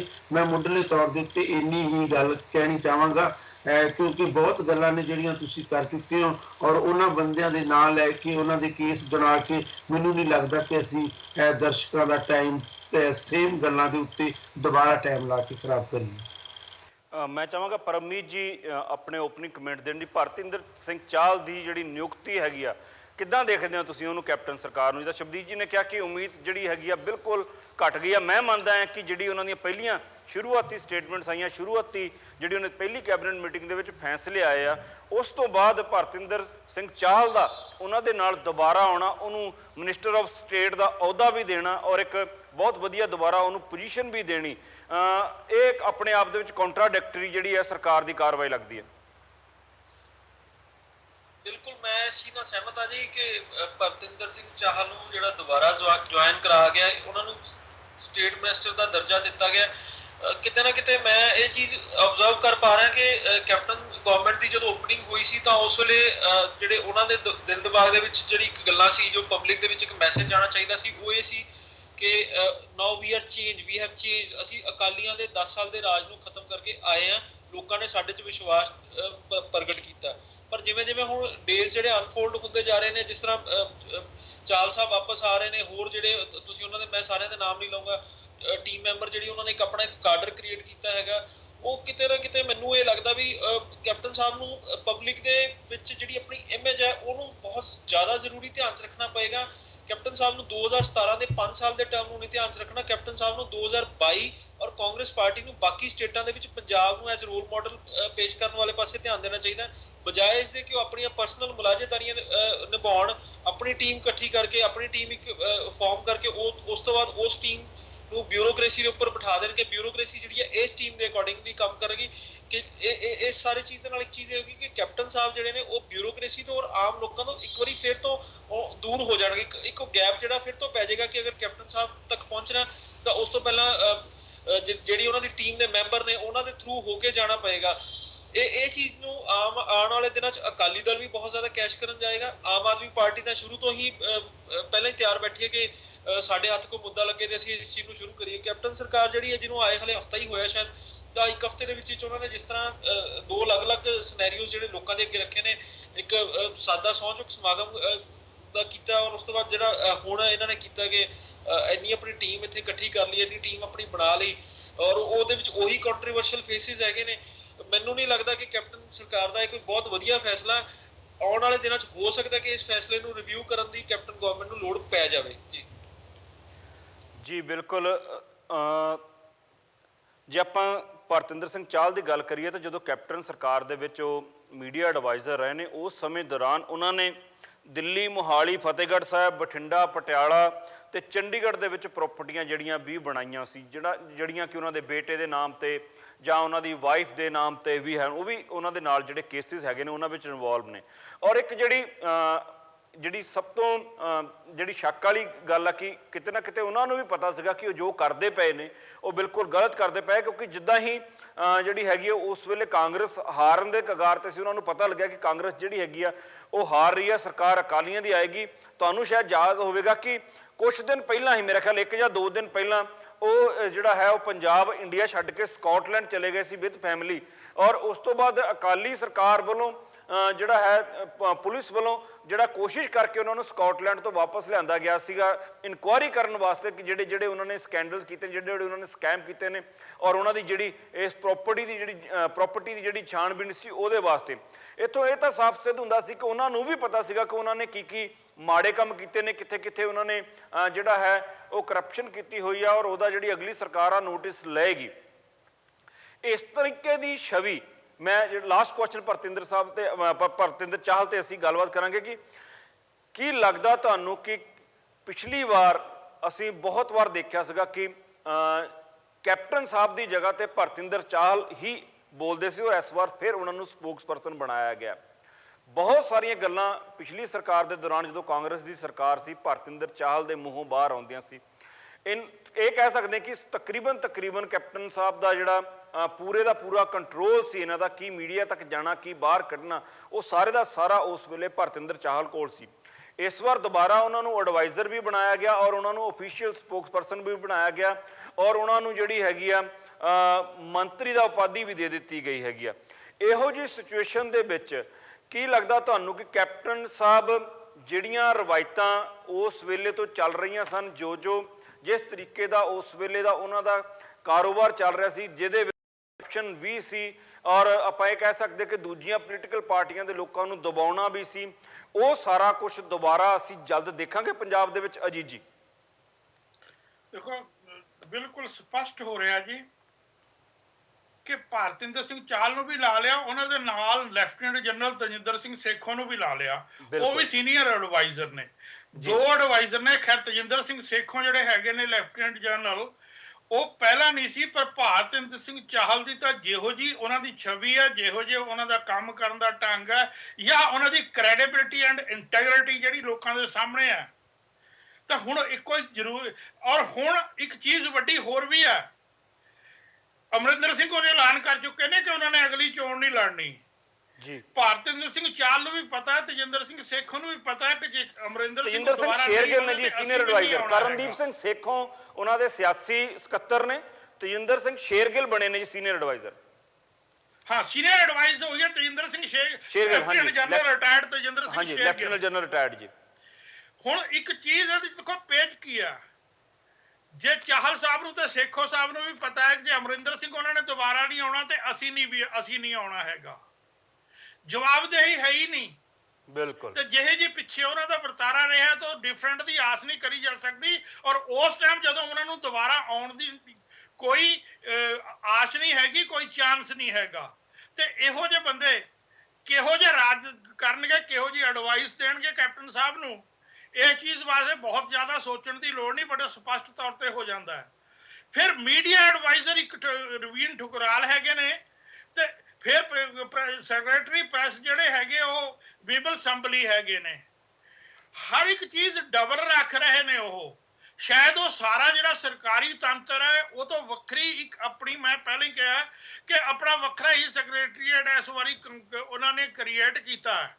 ਤੇ ਜਿਹੜਾ ਵੱਖਰਾ ਇਹੋ ਜਿਹਾ ਸੈਕਟਰੀਏਟ ਕ੍ਰੀਏਟ ਕੀਤਾ ਹੈ, ਇਹ ਤੋਂ ਕਿਹੋ ਜਿਹੇ ਕੰਮ ਦੀ ਆਸ ਰੱਖੀ ਜਾ ਸਕਦੀ ਹੈ? ਕਿਉਂਕਿ ਇਹਨਾਂ ਦੀ ਅਕਾਊਂਟੇਬਿਲਿਟੀ ਕੋਈ ਨਹੀਂ ਹੈਗੀ। ਬਿਨਾਂ ਅਕਾਊਂਟੇਬਿਲਿਟੀ ਤੋਂ ਕੰਮ ਜਿਹੜਾ ਹੈਗਾ ਉਹ ਕਿਸ ਪਾਸੇ ਨੂੰ ਜਾ ਸਕਦਾ ਹੈ, ਉਹ ਆਪਾਂ ਸਾਰੇ ਭਲੀ ਭਾਂਤ ਜਾਣ ਸਕਦੇ ਨੇ। ਇਸ ਕਰਕੇ ਬਹੁਤ ਹੀ ਇਹ ਇੱਕ ਨਿਰਾਸ਼ਾ ਭਰਿਆ ਮਾਹੌਲ ਬਣਦਾ ਜਾ ਰਿਹਾ ਹੈ, ਜਿਹਦੇ ਬਾਰੇ ਜਾਗਰੂਕ ਹੋਣਾ ਚਾਹੀਦਾ ਲੋਕਾਂ ਨੂੰ। ਪਰ ਇਹਦੇ ਨਾਲ ਮੈਂ ਹੈਰਾਨ ਇਸ ਗੱਲ ਤੋਂ ਆ ਕਿ ਬਹੁਤ ਵੱਡਾ ਪ੍ਰਤੀਕਰਮ ਕੋਈ ਪੰਜਾਬ ਦੇ ਵਿੱਚੋਂ ਇਸ ਦੇ ਸੰਬੰਧ 'ਚ ਨਹੀਂ ਆ ਰਿਹਾ ਹੈਗਾ। ਮੈਨੂੰ ਨਹੀਂ ਪਤਾ ਜੇ ਆਮ ਆਦਮੀ ਪਾਰਟੀ ਵੱਲੋਂ ਵੀ ਕੋਈ ਬਹੁਤ ਸਖਤ ਪ੍ਰਤੀਕਰਮ ਇਸ ਬਾਰੇ ਆਇਆ ਹੋਵੇ। ਪਰਤਿੰਦਰ ਚਾਹਲ ਦੇ ਉੱਪਰ ਕਿਸੇ ਦਾ ਅਜੇ ਤੱਕ ਕੋਈ ਕਮੈਂਟ ਨਹੀਂ ਆਇਆ ਜੀ। ਮੈਂ ਉਹ ਕਹਿ ਰਿਹਾ ਨਾ, ਖੂਬੀ ਰਾਮ ਤੇ ਕੋਈ ਨਹੀਂ, ਪਰਤਿੰਦਰ ਚਾਹਲ ਤੇ ਕੋਈ ਨਹੀਂ, ਔਰ ਇਹ ਆਪਾਂ 8 ਬੰਦੇ ਦੇਖ ਰਹੇ ਹਾਂ। ਇੱਕ ਬੰਦਾ ਹੋਰ ਵੀ ਇਹਨਾਂ ਨੇ ਅਪਾਇੰਟ ਕੀਤਾ, ਰਿਟਾਇਰਡ PCS ਅਫਸਰ ਹੈ, ਔਰ ਮੈਨੂੰ ਵੀ ਇੱਕ ਵਾਰੀ ਇਹਨਾਂ ਦੀ ਕੋਠੀ ਜਾ ਕੇ ਉਹਨੂੰ ਮਿਲਣ ਦਾ ਮੌਕਾ ਮਿਲਿਆ ਸੀ, ਕਿਸੇ ਸਾਈਨ ਤੇ ਦਸਤਖਤ ਕਰਾਉਣੇ ਸੀ ਜਦੋਂ ਹੁੰਦੇ ਸੀ। ਉਹ ਮੈਨੂੰ ਉਹਦਾ ਨਾਂ ਨਹੀਂ ਆਉਣ ਰਿਹਾ ਹੈਗਾ। ਉਹ ਰਿਟਾਇਰਡ PCS ਅਫਸਰ ਹੈ ਜਿਹੜਾ ਇਹਨਾਂ ਦੀ ਕੋਠੀ ਦੇ ਵਿੱਚ ਕੰਮ ਕਰਦਾ ਸੀ। ਜੇ ਕੋਈ ਪਿੱਛੋਂ ਆਉਂਦਾ ਸੀ ਬੰਦਾ, ਉਹਨੂੰ ਭੇਜ ਦੇਣਾ ਦਸਤਖਤ ਕਰਕੇ, ਉਹ ਕਰਕੇ ਕੋਈ ਐਪਲੀਕੇਸ਼ਨ ਹੈ ਉਹਦੀ ਰਿਮਾਰਕਸ ਦੇ ਕੇ ਭੇਜ ਦੇਣਾ। ਉਹ ਬੰਦਾ ਵੀ ਇਹਨਾਂ ਨੇ ਹੁਣ ਦੁਬਾਰਾ ਜਿਹੜਾ ਹੈਗਾ ਉਹ ਭਰਤੀ ਕਰ ਲਿਆ ਹੈ। ਔਰ ਇਹੋ ਜਿਹੇ ਸ਼ਾਇਦ ਛੋਟੇ ਰੈਂਕ ਦੇ ਹੋਰ ਬੰਦੇ ਵੀ ਹੋਣਗੇ ਜਿਹੜੇ ਆਮ ਪਬਲਿਕ ਦੇ ਸਾਹਮਣੇ ਨਹੀਂ ਆ ਰਹੀ ਉਹਨਾਂ ਦੀ ਅਪਾਇੰਟਮੈਂਟ। ਸੋ ਇਹੋ ਜਿਹੇ ਵਰਤਾਰਾ ਜਿਹੜਾ ਹੈਗਾ ਨਿਰਾਸ਼ਾਜਨਕ ਹੈ। ਜਨ ਸਾਹਿਬ, ਇਹ ਕੋਈ ਚੰਗੀ ਗੱਲ ਨਹੀਂ ਹੈਗੀ। ਬਿਲਕੁਲ। CP ਸਿੰਘ ਜੀ, ਮਨਪ੍ਰੀਤ ਬਾਦਲ ਦੀ ਸੋਚ, ਮਨਪ੍ਰੀਤ ਬਾਦਲ ਦਾ ਜਿਹੜਾ ਵਿਜ਼ਨ ਸਾਨੂੰ ਪਹਿਲੀ ਕੈਬਨਿਟ ਮੀਟਿੰਗ ਦੇ ਵਿੱਚ ਦੇਖਣ ਨੂੰ ਮਿਲਿਆ ਸੀ, 2-4 ਦਿਨ ਨਿਕਲਦਿਆਂ ਕੈਪਟਨ ਸਾਹਿਬ ਦਾ ਜਿਹੜਾ ਏਜੰਡਾ ਹੈ ਉਹ ਸਾਫ਼ ਦਿਖਣ ਲੱਗ ਪਿਆ। ਮਨਪ੍ਰੀਤ ਬਾਦਲ ਫਿਰ ਕਿਤੇ ਮੈਨੂੰ ਲੱਗਦਾ ਜਿੱਦਾਂ ਅਕਾਲੀ ਸਰਕਾਰ ਦੇ ਵਿੱਚ ਪਿਛਾਂ ਧੱਕ ਦਿੱਤੇ ਗਏ ਸੀ। ਅਗਰ ਇਸ ਤਰੀਕੇ ਦੀ ਟੀਮ ਕੈਪਟਨ ਸਾਹਿਬ ਦੇ ਨਾਲ ਕੰਮ ਕਰੇਗੀ, ਕੀ ਲੱਗਦਾ ਤੁਹਾਨੂੰ ਕਿ ਮਨਪ੍ਰੀਤ ਬਾਦਲ ਨੂੰ ਕਾਂਗਰਸ ਦੇ ਵਿੱਚ ਵੀ ਪਿੱਛੇ ਧਕੇਲ ਦਿੱਤਾ ਜਾਵੇਗਾ? ਬਿਲਕੁਲ ਕੁਲਵੀਰ ਜੀ, ਉਹ ਬਿਲਕੁਲ ਧਕੇਲ ਨਹੀਂ ਦਿੱਤਾ ਜਾਵੇਗਾ। ਸ਼ਾਇਦ ਜਿੱਦਾਂ ਦਾ ਉਹਨਾਂ ਦਾ ਕਰੈਕਟਰ ਹੈ ਉਹ ਆਪ ਹੀ ਪਿੱਛੇ ਹੋ ਜਾਣਗੇ, ਕਿਉਂਕਿ ਜਿਸ ਤਰ੍ਹਾਂ ਦੀ ਆਈਡੀਓਲੋਜੀ ਲੈ ਕੇ ਪਹਿਲੇ ਦਿਨ ਕੰਮ ਹੋ ਰਹੇ ਸੀਗੇ, ਉਹ ਬਿਲਕੁਲ ਹੀ ਕੰਟਰਡਿਕਟਰੀ ਕੰਮ ਹੋਣ ਸ਼ੁਰੂ ਹੋ ਗਏ ਨੇ। ਤੁਸੀਂ ਦੇਖੋ, ਜੇ ਅਸੀਂ ਇਹਨਾਂ OSD ਜਾਂ ਜਿਹੜੇ ਸਲਾਹਕਾਰਾਂ ਦੀ ਗੱਲ ਕਰੀਏ ਤਾਂ ਮੈਨੂੰ ਯਾਦ ਹੈ ਅਕਾਲੀ ਭਾਜਪਾ ਸਰਕਾਰ ਦੇ ਵਿੱਚ ਇਹਨਾਂ ਦੀ 50,000 ਜਿਹੜੀ ਤਨਖਾਹ ਹੁੰਦੀ ਸੀ ਪਰ ਮੰਥ, ਉਹ ਉਸ ਚੀਜ਼ ਨੂੰ ਜੇ ਦੇਖਿਆ ਜਾਵੇ ਤਾਂ ਹਲੇ ਤੱਕ ਇਹਨਾਂ ਨੇ ਇਹ ਚੀਜ਼ ਡਿਸਾਈਡ ਨਹੀਂ ਕੀਤੀ ਕਿ ਉਹਨਾਂ ਦੀ ਕਿੰਨੀ ਸੈਲਰੀ ਹੋਏਗੀ। ਪਰ ਜੇ ਅਸੀਂ ਇਵੈਲੂਏਟ ਕਰੀਏ ਪੂਰੀ ਚੀਜ਼ਾਂ ਨੂੰ ਤਾਂ ਉਹਨਾਂ ਦੇ ਜਿਵੇਂ ਤੁਸੀਂ ਦੇਖ ਲਓ ਕਿ ਰਹਿਣ ਦੇ ਖਰਚੇ ਹੈਗੇ ਨੇ, ਉਹਨਾਂ ਦੇ ਖਰਚੇ, ਸਹਾਇਕ ਸਟਾਫ ਵੀ ਲੱਗਣਾ ਜੀ, ਹਰ ਬੰਦੇ ਨਾਲ ਸਟਾਫ ਵੀ ਆਉਣਾ। ਮੈਂ ਉਹੀ ਕਹਿ ਰਿਹਾ, ਸੁਰੱਖਿਆ ਦੇ ਅਮਲੇ ਲੱਗਣਗੇ, ਕਾਰਾਂ ਵੀ ਲੱਗਣਗੀਆਂ, ਤੇਲ ਆਦਿ ਦਾ ਖਰਚਾ ਵੀ ਹੋਊਗਾ, TADA ਵੀ ਹੋਊਗਾ। ਤੇ ਜੇ ਕੁੱਲ ਮਿਲਾ ਕੇ ਦੇਖੀ ਤਾਂ 10 ਤੋਂ 15 ਕਰੋੜ ਦਾ ਖਰਚਾ ਜਿਹੜਾ ਉਹ ਸਾਹਮਣੇ ਖੜਾ ਸਰਕਾਰ ਵਾਸਤੇ ਇਹਨਾਂ ਸਲਾਹਕਾਰਾਂ ਦੇ ਉੱਤੇ। ਤਾਂ ਕਿਤੇ ਨਾ ਕਿਤੇ ਸਰਕਾਰ ਕੋਲ ਹਲੇ ਜ਼ਰੂਰੀ ਜਿਹੜੀ ਖਰਚੇ ਹੈ ਉਹਨਾਂ ਦੀ ਅਦਾਇਗੀਆਂ ਕਰਨ ਵਾਸਤੇ ਵੀ ਪੈਸਾ ਨਹੀਂ ਹੈਗਾ। ਤਾਂ ਇਸ ਚੀਜ਼ ਨੂੰ ਕਿਵੇਂ ਉਹ ਮੈਨੇਜ ਕਰਨਗੇ ਔਰ ਕਿਉਂ, ਕਿਸ ਦਬਾਅ ਹੇਠ, ਮੈਂ ਤਾਂ ਕਹੂੰਗਾ, ਕਿਉਂਕਿ ਇੱਕ ਨੁਕਤਾ ਹੋਰ ਇਹ 'ਚ ਨਿਕਲ ਕੇ ਆ ਰਿਹਾ ਕਿ ਪਰਤਿੰਦਰ ਸਿੰਘ ਚਾਹਲ ਨੂੰ ਕੈਪਟਨ ਨੇ ਦੁਬਾਰਾ ਲੈ ਕੇ ਆਏ ਹੈ, ਔਰ ਦੁਬਾਰਾ ਕਿਉਂ ਲੈ ਕੇ ਆਏ ਨੇ, ਇਹਦੇ ਪਿੱਛੇ ਕੀ ਰੀਜ਼ਨ ਹੈ। ਔਰ ਮੈਨੂੰ ਲੱਗਦਾ ਕਿ ਕੋਈ ਨਾ ਕੋਈ ਜ਼ਰੂਰ ਇਹਦੇ ਪਿੱਛੇ ਕੋਈ ਰਾਜ਼ ਛੁਪਿਆ ਹੋਇਆ ਜਿਹੜਾ ਕਿ ਪਰਤਿੰਦਰ ਸਿੰਘ ਚਾਹਲ ਨੂੰ ਇੰਨੀ ਵੱਡੀ ਕੰਟਰੋਵਰਸੀ ਤੋਂ ਬਾਅਦ ਵੀ, ਇੰਨੀਆਂ ਪੁਲਿਸ ਇਨਕੁਆਇਰੀਆਂ ਹੋਣ ਤੋਂ ਬਾਅਦ ਵੀ, ਪੂਰੇ ਦਾ ਪੂਰਾ ਪਰਿਵਾਰ ਉਹਦੇ ਵਿੱਚ ਸ਼ਾਮਲ ਸੀਗਾ, ਉਸ ਤੋਂ ਬਾਅਦ ਵੀ ਅਸੀਂ ਕੈਪਟਨ ਸਾਹਿਬ ਦਾ OSD ਨਿਯੁਕਤ ਕਰ ਦਿੰਦੇ ਹਾਂ। ਤਾਂ ਕਿਤੇ ਨਾ ਕਿਤੇ ਇਸ ਚੀਜ਼ ਦੇ ਉੱਪਰ ਬਹੁਤ ਵੱਡਾ ਸਵਾਲੀਆ ਨਿਸ਼ਾਨ ਹੈ। ਔਰ ਮੈਨੂੰ ਲੱਗਦਾ ਕਿ ਆਉਣ ਵਾਲੇ ਦਿਨਾਂ ਦੇ ਵਿੱਚ ਜਿਹੜੀਆਂ ਆਪੋਜੀਸ਼ਨ ਪਾਰਟੀਆਂ ਹੈ ਉਹ ਵੀ ਇਹਦੇ ਤੇ ਕੁਐਸਚਨਿੰਗ ਕਰਨਗੀਆਂ। ਹਜੇ ਤੱਕ ਕਿਸੇ ਦਾ ਬਿਆਨ ਨਹੀਂ ਆਇਆ, ਬਟ ਕਿਤੇ ਨਾ ਕਿਤੇ ਆਪਣੇ ਆਪ ਨੂੰ ਇੱਕ ਖਰਚਿਆਂ ਦੇ ਵਿੱਚ ਉਲਝਾਉਣ ਦੀ ਗੱਲ ਕਹਿ ਲਓ ਜਾਂ ਲੋਕਾਂ ਨੂੰ ਕਿਸ ਤਰ੍ਹਾਂ ਉਹ ਵਰਗਲਾ ਰਹੇ ਨੇ, ਮੈਨੂੰ ਸਮਝ ਨਹੀਂ ਆ ਰਹੀ। ਬੜੀ ਕੰਪਲੈਕਸ ਜੀ ਸਿਚੁਏਸ਼ਨ ਦੇ ਵਿੱਚ ਕੈਪਟਨ ਸਾਹਿਬ ਨੇ ਪਾ ਲਿਆ। ਬਟ ਕਿਤੇ ਨਾ ਕਿਤੇ ਮਨਪ੍ਰੀਤ ਬਾਦਲ ਨੂੰ ਜਦੋਂ ਇਹ ਚੀਜ਼ ਸਮਝ ਆ ਜਾਏਗੀ, ਕਿਉਂਕਿ ਉਹਨਾਂ ਦਾ ਜੋ ਕਿਰਦਾਰ ਹੈ ਸ਼ੁਰੂ ਤੋਂ ਅਸੀਂ ਦੇਖਦੇ ਆ ਰਹੇ ਹਾਂ, ਉਹ ਆਪਣੇ ਆਪ ਨੂੰ ਇਹਨਾਂ ਚੀਜ਼ਾਂ ਤੋਂ ਕਾਫੀ ਦੂਰ ਰੱਖਦੇ ਨੇ ਔਰ ਪਬਲਿਕ ਦੇ ਨੇੜੇ ਹੋ ਕੇ ਵਿਚਰਦੇ ਨੇ। ਤਾਂ ਕਿਤੇ ਨਾ ਕਿਤੇ ਮਨਪ੍ਰੀਤ ਬਾਦਲ ਨੂੰ ਮੈਨੂੰ ਲੱਗਦਾ ਕਿ ਉਹ ਖੁਦ ਹੀ ਪਿੱਛੇ ਹੋਣ ਜਾਣਾ ਜ਼ਿਆਦਾ ਪਸੰਦ ਕਰਨਗੇ, ਬਜਾਏ ਦੇ ਕਿ ਸਰਕਾਰ ਉਹਨੂੰ ਪਿੱਛੇ ਕਰੇ। ਸ਼ਬਜੀਤ ਜੀ, 3 ਸਿਆਸੀ ਸਕੱਤਰ ਰੱਖੇ ਨੇ ਜੀ ਕੈਪਟਨ ਸਾਹਿਬ ਨੇ, 3 ਸਿਆਸੀ ਸਕੱਤਰ ਨੇ ਜੀ ਉਹਨਾਂ ਦੇ, ਚੀਫ ਐਡਵਾਈਜ਼ਰ, ਉਸ ਤੋਂ ਬਾਅਦ ਐਡਵਾਈਜ਼ਰਸ, 3 ਜਣਿਆਂ ਨੂੰ ਇਹਦੇ ਚੋਂ 1 ਜਣੇ ਨੂੰ ਕੈਬਨਿਟ ਮਿਨਿਸਟਰ, 2 ਜਣਿਆਂ ਨੂੰ ਮਿਨਿਸਟਰ ਆਫ ਸਟੇਟ ਦਾ ਦਰਜਾ। ਇਸ ਤਰੀਕੇ ਦੀ ਜਿਹੜੀ ਪੋਜੀਸ਼ਨ ਹੈ, CP ਜੀ ਨੇ ਕੈਲਕੂਲੇਸ਼ਨ ਲਾਈ ਆ ਕਿ 16 ਕਰੋੜ 20 ਕਰੋੜ ਭਾਵੇਂ ਕੁਛ ਵੀ ਹੋਵੇ, ਪਰ ਦੂਸਰੇ ਪਾਸੇ ਜਿਹੜਾ ਹੈ ਸਰਕਾਰ ਦਾਅਵਾ ਕਰ ਰਹੀ ਹੈ ਕਿ ਅਸੀਂ DTOs ਨੂੰ ਪੰਜਾਬ ਦੇ ਵਿੱਚੋਂ ਹਟਾ ਦਿੱਤਾ। DTO ਜਿਹੜੇ ਸੀਗੇ ਡਿਸਟ੍ਰਿਕਟ ਲੈਵਲ ਤੇ 1 ਜਾਂ 2 ਸੀ ਤੇ ਕੁੱਲ ਮਿਲਾ ਕੇ 20-25 DTOs ਨੂੰ ਹਟਾ ਕੇ ਸਰਕਾਰ ਦਾਅਵਾ ਕਰਦੀ ਹੈ ਕਿ ਅਸੀਂ ਖਰਚਾ ਘਟਾ ਲਿਆ ਬਹੁਤ ਸਾਰਾ। 6000 ਪੁਲਿਸ ਵਾਲਿਆਂ ਨੂੰ ਸਿਕਿਉਰਿਟੀ ਤੋਂ ਹਟਾ ਕੇ ਉਧਰ ਭੇਜ ਦਿੱਤਾ ਤੇ ਹਾਲਾਂਕਿ ਤਨਖਾਹਾਂ ਉਹਨਾਂ ਨੂੰ ਵੀ ਦੇਣੀਆਂ ਹੀ ਨੇ। ਹੋ ਸਕਦਾ TADA ਦਾ ਕੋਈ ਫਰਕ ਉਹਨਾਂ ਦਾ ਪੈ ਜੇ, ਜਿਹੜਾ ਹੈ ਉਹ ਕੋਈ ਖਾਸ ਬੋਝ ਸਰਕਾਰ ਤੋਂ ਨਹੀਂ ਲਿੱਥ ਰਿਹਾ। ਪਰ ਜਦੋਂ ਕੈਪਟਨ ਸਾਹਿਬ ਆਪਣੀ ਇੱਕ ਟੀਮ ਤਿਆਰ ਕਰਦੇ ਆ ਤਾਂ ਉਹਦੇ ਵਿੱਚ ਇੰਨਾ ਜ਼ਿਆਦਾ ਜਿਹੜਾ ਹਾਈ ਲੈਵਲ ਦੇ ਲੋਕਾਂ ਨੂੰ ਇਨਵੋਲਵ ਕੀਤਾ ਜਾਂਦਾ। ਉਹਨਾਂ ਨੂੰ ਰਹਿਣ ਨੂੰ ਘਰ ਵੀ ਦਿੱਤੇ ਜਾਣਗੇ, ਉਹਨਾਂ ਨੂੰ ਗੱਡੀਆਂ ਵੀ ਪ੍ਰੋਵਾਈਡ ਹੋਣਗੀਆਂ, ਉਹਨਾਂ ਨੂੰ ਸਿਕਿਉਰਿਟੀ ਵੀ ਪ੍ਰੋਵਾਈਡ ਹੋਏਗੀ। ਫਿਰ ਉਹਨਾਂ ਦੇ ਆਫਿਸ ਦੇ ਵਿੱਚ ਕੰਮ ਕਰਨ ਵਾਸਤੇ ਉਹਨਾਂ ਕੋਲ ਕਲੈਰੀਕਲ ਸਟਾਫ ਵੀ ਹੋਏਗਾ, ਉਹਨਾਂ ਕੋਲ ਅਸਿਸਟੈਂਟ ਵੀ ਹੋਣਗੇ। ਇੰਨਾ ਸਾਰਾ ਖਰਚਾ ਜਿਹੜਾ ਹੈ ਦੂਜੇ ਪਾਸੇ ਕੈਪਟਨ ਸਾਹਿਬ ਜਿਹੜਾ ਹੈ ਉਹ ਪੰਜਾਬ ਦੇ ਉੱਪਰ ਪਾਉਣ ਜਾ ਰਹੇ ਨੇ। ਇੱਕ ਪਾਸੇ ਉਹ ਦਾਅਵਾ ਕਰਦੇ ਨੇ ਕਿ ਉਹਨਾਂ ਨੇ ਜਿੰਨਾ ਕੁਝ ਵੀ ਘਟਾਇਆ ਪੰਜਾਬ ਦੇ ਵਿੱਚੋਂ, ਜਿੱਥੋਂ ਵੀ ਉਹ ਕੋਈ ਕਿਸੇ ਆਫਿਸਰ ਨੂੰ ਘਟਾ ਰਹੇ ਨੇ ਜਾਂ ਕਿਸੇ ਸਟਾਫ ਨੂੰ ਘਟਾ ਰਹੇ, ਉਹ ਖਰਚਾ ਬਚਾਉਣ ਦੀ ਕੋਸ਼ਿਸ਼ ਕਰ ਰਿਹਾ ਕਿਉਂਕਿ ਪੰਜਾਬ ਦੇ ਕੋਲ ਪੈਸਾ ਨਹੀਂ ਹੈ। ਦੂਜੇ ਪਾਸੇ ਉਹ ਆਪਣੀ ਟੀਮ ਦੇ ਉੱਪਰ ਜਿਹੜਾ ਹੈ ਉਹ ਕਰੋੜਾਂ ਦੇ ਹਿਸਾਬ ਦੇ ਨਾਲ ਖਰਚਾ ਵਧਾ ਰਹੇ ਆ। ਕੀ ਲੱਗਦਾ ਤੁਹਾਨੂੰ ਕਿ ਕੈਪਟਨ ਸਾਹਿਬ ਨੇ ਜਿੰਨੇ ਬੰਦਿਆਂ ਨੂੰ ਹਟਾ ਰਹੇ ਔਰ ਜਿਹੜੇ ਬੰਦੇ ਨੂੰ ਤਬਦੀਲ ਕਰ ਰਹੇ ਆ ਉਹ ਸਿਆਸੀ ਤੌਰ ਤੇ ਹੋ ਰਿਹਾ ਜਾਂ ਵਾਕਿਆ ਹੀ ਕੈਪਟਨ ਸਾਹਿਬ ਦੀ ਜਿਹੜੀ ਕੋਈ ਨੀਤੀ ਹੈਗੀ ਸੀ ਮਨ ਦੇ ਵਿੱਚ ਕਿ ਮੈਂ ਪੰਜਾਬ ਲਈ ਖਰਚਾ ਬਚਾਉਣਾ ਆ, ਜਿਹੜੀ ਕਿ ਇਸ ਵੇਲੇ ਨਵੀਆਂ ਜਿਹੜੀਆਂ ਨਿਯੁਕਤੀਆਂ ਹੋਈਆਂ ਉਹਨਾਂ ਤੋਂ ਦਿਸਣੀ ਜਿਹੜੀ ਹੈਗੀ ਆ ਬੰਦ ਹੋ ਚੁੱਕੀ ਆ?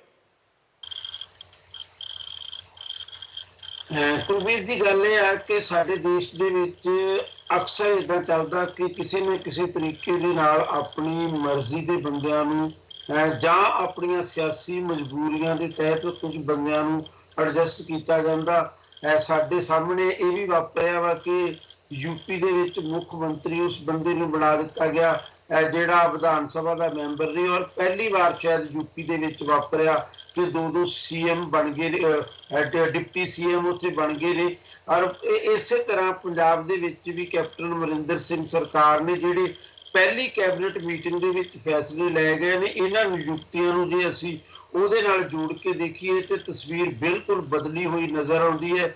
ਔਰ ਬਦਲੀ ਹੋਈ ਤਸਵੀਰ ਦੇ ਵਿੱਚ ਕੈਪਟਨ ਅਮਰਿੰਦਰ ਸਿੰਘ ਜਿਵੇਂ ਉਹਨਾਂ ਨੇ ਦਾਅਵਾ ਕੀਤਾ, ਮੈਂ ਪਹਿਲਾਂ ਵੀ ਕਹਿ ਚੁੱਕਾ ਕਿ ਮੇਰੀ ਆਖਰੀ ਟਰਮ ਹੈ, ਉਹ ਆਖਰੀ ਟਰਮ ਦੇ ਵਿੱਚ ਕਿਸ ਕਿਸਮ ਦਾ ਕ੍ਰੈਡਿਟ ਲੈ ਕੇ ਪੰਜਾਬ ਦੀ ਪੋਲਿਟਿਕਸ ਤੋਂ ਵਿਦਾ ਹੋਣਾ ਚਾਹੁੰਦੇ ਨੇ, ਇਹ ਬਿਲਕੁਲ ਉਹਨਾਂ ਲਈ ਬਹੁਤ ਸੀਰੀਅਸ ਸਵਾਲ ਸੀ। ਪਰ ਮੈਂ ਇਸ ਗੱਲ ਤੇ ਹੈਰਾਨ ਹਾਂ ਕਿ ਜੇ ਤੁਸੀਂ ਸੱਚਮੁੱਚ ਬਿਆਨ ਜਿਹੜਾ ਤੁਸੀਂ ਦੇ ਰਿਹਾ ਸੀ ਉਹ ਇੰਨਾ ਹੀ ਸੱਚਾ ਸੀ ਤਾਂ ਤੁਹਾਨੂੰ ਬਹੁਤ ਸੀਰੀਅਸ ਹੋਣਾ ਚਾਹੀਦਾ ਸੀ ਉਹਦੇ ਬਾਰੇ।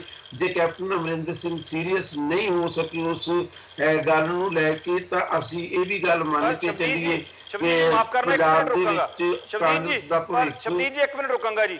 ਕੈਪਟਨ ਸਾਹਿਬ ਨੇ ਜਿੰਨੇ ਵੀ ਪਹਿਲੀ ਕੈਬਨਿਟ ਮੀਟਿੰਗ ਹੋਈ ਆ ਤੁਸੀਂ ਦੇਖਿਆ ਹੋਣਾ, ਉਹਦੇ ਉੱਪਰ ਕੈਪਟਨ ਸਾਹਿਬ ਵੱਲੋਂ ਕੋਈ ਖਾਸ ਜਿਹੜੇ ਬਿਆਨ ਨਹੀਂ ਆਏ ਸੀ। ਮਨਪ੍ਰੀਤ ਬਾਦਲ ਉਸ ਦਿਨ ਤੋਂ ਮੀਡੀਆ ਦੇ ਵਿੱਚ ਬਣੇ ਹੋਏ ਸੀ, ਮਨਪ੍ਰੀਤ ਬਾਦਲ ਵੱਲੋਂ ਹਰ ਗੱਲ ਜਿਹੜੀ ਹੈਗੀ ਆ ਲੋਕਾਂ ਤੱਕ ਪਹੁੰਚਾਈ ਗਈ ਸੀ। ਕੈਪਟਨ ਸਾਹਿਬ ਵੱਲੋਂ ਤੇ ਉਹਨਾਂ ਦਾ ਅਸਲੀ ਰੂਪ ਹੀ ਪਹੁੰਚਾਇਆ ਗਿਆ। ਮੈਂ ਇਸ ਕਰਕੇ ਗੱਲ ਕੀਤੀ ਸੀ ਕਿ ਮਨਪ੍ਰੀਤ ਬਾਦਲ ਨੂੰ ਕਿਤੇ ਸਾਈਡ ਲਾਈਨ ਤਾਂ ਨਹੀਂ ਕਰਨਾ ਸ਼ੁਰੂ ਕਰਤਾ ਹੁਣੇ ਤੋਂ ਹੀ? ਕੁਲਵੀਰ ਦੀ ਗੱਲ ਇਹ ਹੈ ਕਿ ਬੇਸ਼ੱਕ ਬਿਆਨ ਕੋਈ ਵੀ ਜਾਰੀ ਕਰੇ, ਜਦੋਂ ਕੈਬਨਿਟ ਦੇ ਰੂਪ ਦੇ ਵਿੱਚ ਫੈਸਲੇ ਜਾਰੀ ਹੋਣਗੇ ਤੇ ਸਾਨੂੰ ਉਹਨਾਂ ਨੂੰ ਕੈਬਨਿਟ ਦੇ ਫੈਸਲੇ ਹੀ ਕਹਿਣਾ ਚਾਹੀਦਾ। ਜਾਰੀ ਕਰਨ ਵਾਲੇ ਦੇ ਨਾਂ ਦੇ ਉੱਤੇ ਫੈਸਲੇ ਨੂੰ ਅਸੀਂ ਨਹੀਂ ਕਰ ਸਕਦੇ। ਗੱਲ ਤਾਂ ਬਹੁਤ ਕਲੀਅਰ ਹੈ ਕਿ ਕੁਝ ਗੱਲਾਂ ਦੇ ਵਿੱਚ ਬਹੁਤ ਹੀ ਆਪਣੇ ਆਪ ਦੇ ਵਿੱਚ ਪੇਚ ਫਸਦੇ ਹੋਏ ਨਜ਼ਰ ਆਉਂਦੇ। ਪਹਿਲੇ ਦਿਨ ਜਦੋਂ ਗੱਲ ਕੀਤੀ ਸੀ ਮਨਪ੍ਰੀਤ ਸਿੰਘ ਬਾਦਲ ਨੇ ਕਿ ਉਹਨਾਂ ਨੇ ਗੱਡੀ ਲੈਣ ਤੋਂ ਇਨਕਾਰ ਕਰ ਦਿੱਤਾ, ਤੇ ਤੁਹਾਨੂੰ ਸ਼ਾਇਦ ਯਾਦ ਹੋਵੇ ਮੈਂ ਮਨਪ੍ਰੀਤ ਬਾਦਲ ਇਸ ਕਿਸਮ ਦਾ ਫੈਸਲਾ ਲੈਣਾ ਨਾ ਉਹਨਾਂ ਦੇ ਲਈ ਫੈਸਲਾ ਨਵਾਂ ਵਾ, ਕਿਉਂਕਿ ਉਹ ਇਹ ਫੈਸਲਾ ਅਕਾਲੀ ਸਰਕਾਰ ਵੇਲੇ ਵਿੱਤ ਮੰਤਰੀ ਹੋਏ ਵੀ ਲਈ ਹੀ ਬੈਠੇ ਸਨ ਔਰ ਉਦੋਂ ਵੀ ਉਹ ਇੱਕ ਸਧਾਰਨ ਤਰੀਕੇ ਦੇ ਨਾਲ ਵਿਚਰਨ ਵਾਲੇ ਵਿੱਤ ਮੰਤਰੀ ਪੰਜਾਬ ਦੇ ਸਨ। ਇਸ ਕਰਕੇ ਸਭ ਤੋਂ ਵੱਧ ਸਮੱਸਿਆ ਜਿਨ੍ਹਾਂ ਲੋਕਾਂ ਨੂੰ ਆ ਸਕਦੀ, ਮੈਂ ਬਾਏ ਨੇਮ ਇਹ ਕਿਹਾ ਸੀ ਕਿ ਜੋ ਵਰਤਾਰਾ ਪੈਦਾ ਕਰਨਾ ਚਾਹੁੰਦੇ ਨੇ ਮਨਪ੍ਰੀਤ ਸਿੰਘ ਬਾਦਲ ਕਾਂਗਰਸ ਪਾਰਟੀ ਦੇ ਅੰਦਰ, ਉਹਦੇ ਲਈ ਸ਼ਾਇਦ ਸਭ ਤੋਂ ਵੱਧ ਔਖ ਵਾਲੀ ਗੱਲ ਕੈਪਟਨ ਅਮਰਿੰਦਰ ਸਿੰਘ ਨੂੰ ਹੋ ਸਕਦੀ ਹੈ। ਔਰ ਜੇ ਅਸੀਂ ਨਵੀਆਂ ਨਿਯੁਕਤੀਆਂ ਨੂੰ ਧਿਆਨ ਦੇ ਵਿੱਚ ਰੱਖੀਏ ਤੇ ਕੁਦਰਤੀ ਗੱਲ ਹੈ ਕਿ ਉਹ ਕੈਪਟਨ ਅਮਰਿੰਦਰ ਸਿੰਘ ਆਪਣਾ ਅਸਲੀ ਚਿਹਰਾ ਲੈ ਕੇ ਸਾਡੇ ਸਾਹਮਣੇ ਪੇਸ਼ ਹੋ ਰਹੇ ਨੇ, ਪਰ ਇਹ ਅਸਲੀ ਚਿਹਰਾ ਕਾਂਗਰਸ ਨੂੰ ਲੰਬੇ ਸਮੇਂ ਦੇ ਵਿੱਚ ਕਿੰਨਾ ਨੁਕਸਾਨ ਪਹੁੰਚਾਏਗਾ ਇਹਦਾ ਅੰਦਾਜ਼ਾ ਸ਼ਾਇਦ ਹਾਲੇ ਕੈਪਟਨ ਅਮਰਿੰਦਰ ਸਿੰਘ ਨੂੰ ਨਹੀਂ ਹੈ, ਜਾਂ ਉਹਨਾਂ ਨੇ ਇਹਦੇ ਬਾਰੇ ਸੋਚਣਾ ਅਜੇ ਜ਼ਰੂਰੀ ਨਹੀਂ ਸਮਝਿਆ। ਔਰ ਮੈਨੂੰ ਲੱਗਦਾ ਜਦੋਂ ਕਦੇ ਵੀ ਉਹ ਸੋਚਣਗੇ ਲਾਜ਼ਮੀ ਤੌਰ ਦੇ ਉੱਤੇ ਉਹ ਖੁਦ ਵੀ ਇਸ ਗੱਲ ਬਾਰੇ ਰੀਥਿੰਕ ਕਰਨਗੇ। ਪਰ ਕਈ ਵਾਰੀ ਇਤਿਹਾਸ ਦੇ ਵਿੱਚ ਇਹ ਵੀ ਵਾਪਰਦਾ ਕਿ ਜਦੋਂ ਤੁਸੀਂ ਰੀਥਿੰਕ ਕਰਨ ਦੀ ਪ੍ਰਕਿਰਿਆ ਦੇ ਵਿੱਚ ਪਹੁੰਚਦੇ ਹੋ ਉਦੋਂ ਤੱਕ ਹਾਲਾਤ ਇੰਨੇ ਅੱਗੇ ਜਾ ਚੁੱਕੇ ਹੁੰਦੇ ਨੇ ਕਿ ਤੁਸੀਂ ਉਹਨਾਂ ਨੂੰ ਆਪਣੀ ਇੱਛਾ ਦੇ ਨਾਲ ਫਿਰ ਦੁਬਾਰਾ ਵਾਪਸ ਆਪਣੇ ਪੱਖ ਦੇ ਵਿੱਚ ਹਵਾ ਨਹੀਂ ਦੇ ਸਕਦੇ। ਸ਼ਾਇਦ ਕੈਪਟਨ ਅਮਰਿੰਦਰ ਸਿੰਘ ਨਾਲ ਇਹ ਗੱਲ ਵਾਪਰਨ ਜਾ ਰਹੀ ਹੈ। ਔਰ ਇਹਦੇ ਵਿੱਚ ਸਭ ਤੋਂ ਬੁਰੀ ਗੱਲ ਸ਼ਾਇਦ ਨਾਲ ਦੀ ਨਾਲ ਇਹ ਵਾਪਰੇਗੀ ਕਿ ਮਨਪ੍ਰੀਤ ਸਿੰਘ ਬਾਦਲ ਜਿਹੜੇ ਕੁਝ ਲੋਕਾਂ ਨੂੰ ਲੱਗਦਾ ਕਿ ਉਹ ਪੰਜਾਬ ਦਾ ਭਵਿੱਖ ਬਣ ਸਕਦੇ ਨੇ, ਖਾਸ ਕਰਕੇ ਪੰਜਾਬ ਕਾਂਗਰਸ ਦਾ ਭਵਿੱਖ, ਉਹਨਾਂ ਦੇ ਭਵਿੱਖ ਉੱਤੇ ਵੀ ਲੱਗਦੇ ਹੱਥ ਸਵਾਲੀਆ ਨਿਸ਼ਾਨ ਕੁਝ ਲੱਗ ਜਾਣਗੇ ਜੇ ਉਹ ਟਕਰਾਅ ਦੇ ਵਿੱਚ ਆ ਜਾਂਦੇ ਨੇ ਕੈਪਟਨ ਅਮਰਿੰਦਰ ਸਿੰਘ ਨਾਲ ਭਵਿੱਖ ਦੇ ਵਿੱਚ ਜਾ ਕੇ। ਨਵਜੋਤ ਸਿੰਘ ਸਿੱਧੂ ਕਿਸੇ ਨਾ ਕਿਸੇ ਸ਼ਕਲ ਦੇ ਵਿੱਚ ਪਹਿਲਾਂ ਹੀ ਟਕਰਾਅ ਦੇ ਵਿੱਚ ਸਾਨੂੰ ਨਜ਼ਰ ਆਉਂਦੇ ਨੇ। ਔਰ ਉਹਦੇ ਬਾਰੇ ਮੈਂ ਬਿਲਕੁਲ ਲੰਬੀ ਨਹੀਂ ਗੱਲ ਖਿੱਚਾਂਗਾ, ਸਿਰਫ ਇੰਨੀ ਗੱਲ ਕਲੀਅਰ ਹੋ ਰਹੀ ਹੈ ਕਿ ਉਹ ਟਕਰਾਅ 'ਚ ਨਜ਼ਰ ਆਉਂਦੇ ਸਾਨੂੰ ਦਿਸਣ ਲੱਗ ਪਏ ਨੇ।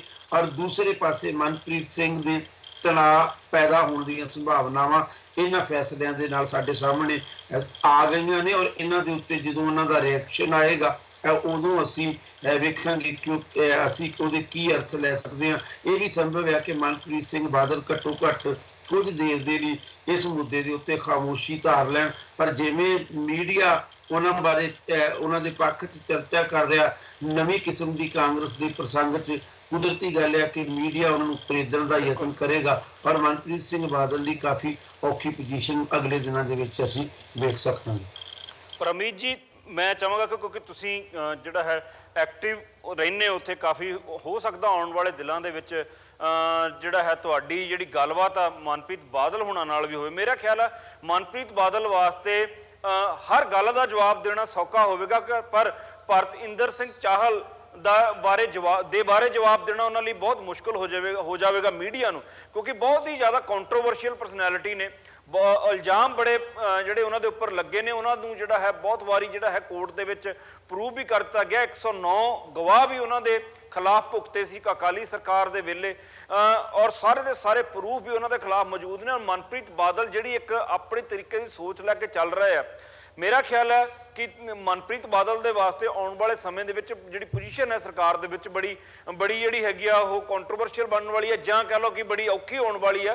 ਕਿਉਂਕਿ ਲੱਗਦਾ ਨਹੀਂ ਕਿ ਜਿਹੜੇ ਸੁਪਨੇ ਪੂਰੇ ਕਰਨ ਵਾਸਤੇ ਅਕਾਲੀ ਦਲ ਛੱਡ ਕੇ ਕਾਂਗਰਸ ਦੇ ਵਿੱਚ ਮਨਪ੍ਰੀਤ ਬਾਦਲ ਆਏ ਸੀ, ਕੈਪਟਨ ਸਾਹਿਬ ਦੀ ਸਰਕਾਰ ਦੇ ਵਿੱਚ ਇਹੋ ਜਿਹੇ ਲੋਕ ਹੁੰਦਿਆਂ ਮਨਪ੍ਰੀਤ ਬਾਦਲ ਜਿਹੜੇ ਉਹਨਾਂ ਦੇ ਆਪਣੇ ਪੰਜਾਬ ਨੂੰ ਲੈ ਕੇ ਇੱਕ ਆਪਣੇ ਤਰੀਕੇ ਦਾ ਜਿਹੜਾ ਉਹਨਾਂ ਦਾ ਇੱਕ ਰਵੱਈਆ ਕੰਮ ਕਰਨੇ ਦਾ ਉਹਨੂੰ ਉਹ ਕੰਟੀਨਿਊ ਕਰ ਸਕਣਗੇ।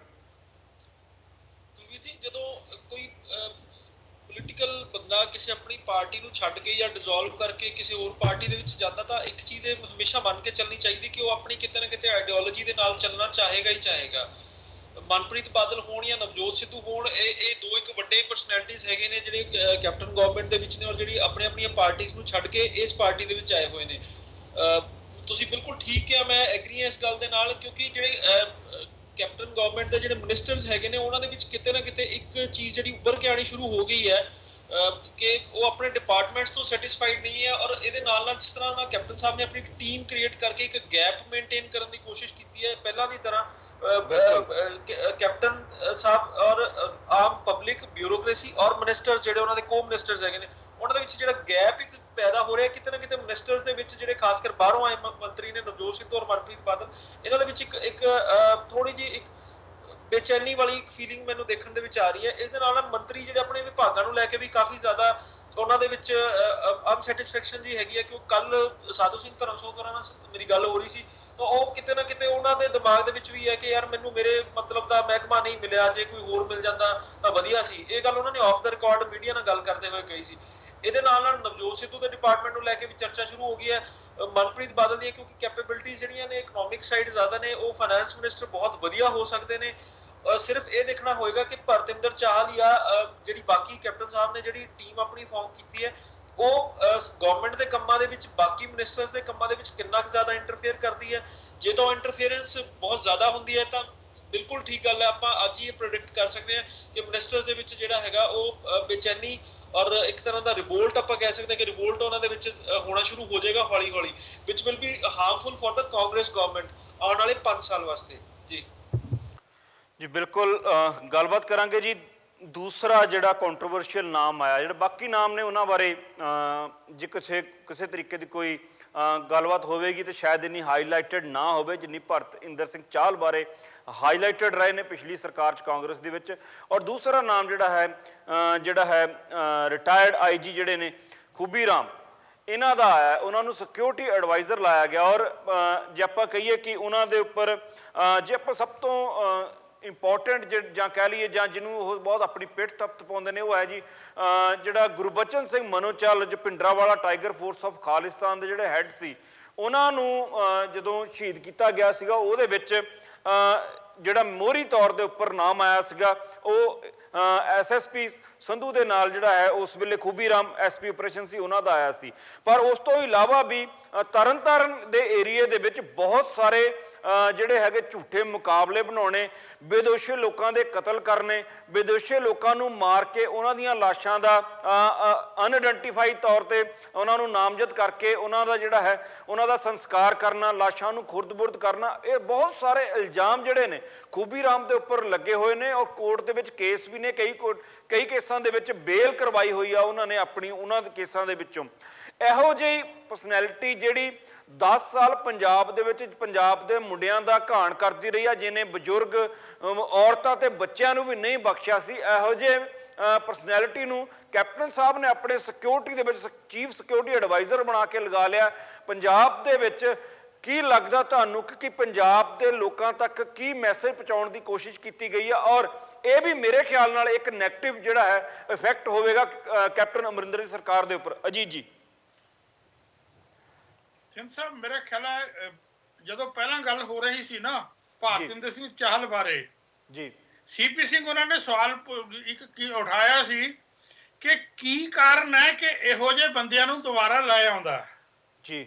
ਉਹੀ ਚੀਜ਼ ਜਿਹੜੀ ਮੈਂ ਕਹਿਣ ਲੱਗਿਆ ਖੂਬੀ ਰਾਮ ਤੇ ਵੀ ਲਾਗੂ ਹੁੰਦੀ ਆ। ਇਹ ਹੈ ਜੀ ਕਿ ਘਰ ਦਾ ਭੇਤੀ ਲੰਕਾ ਢਾਏ, ਜੇ ਘਰ ਦੇ ਭੇਤੀ ਨੂੰ ਐਡਜਸਟ ਨਹੀਂ ਕੀਤਾ ਜਾਂਦਾ ਤਾਂ ਆਪਣੀ ਲੰਕਾ ਜਿਹੜੀ ਬਚਾਉਣੀ ਆ ਉਹ ਔਖੀ ਹੋ ਜਾਂਦੀ ਹੈ।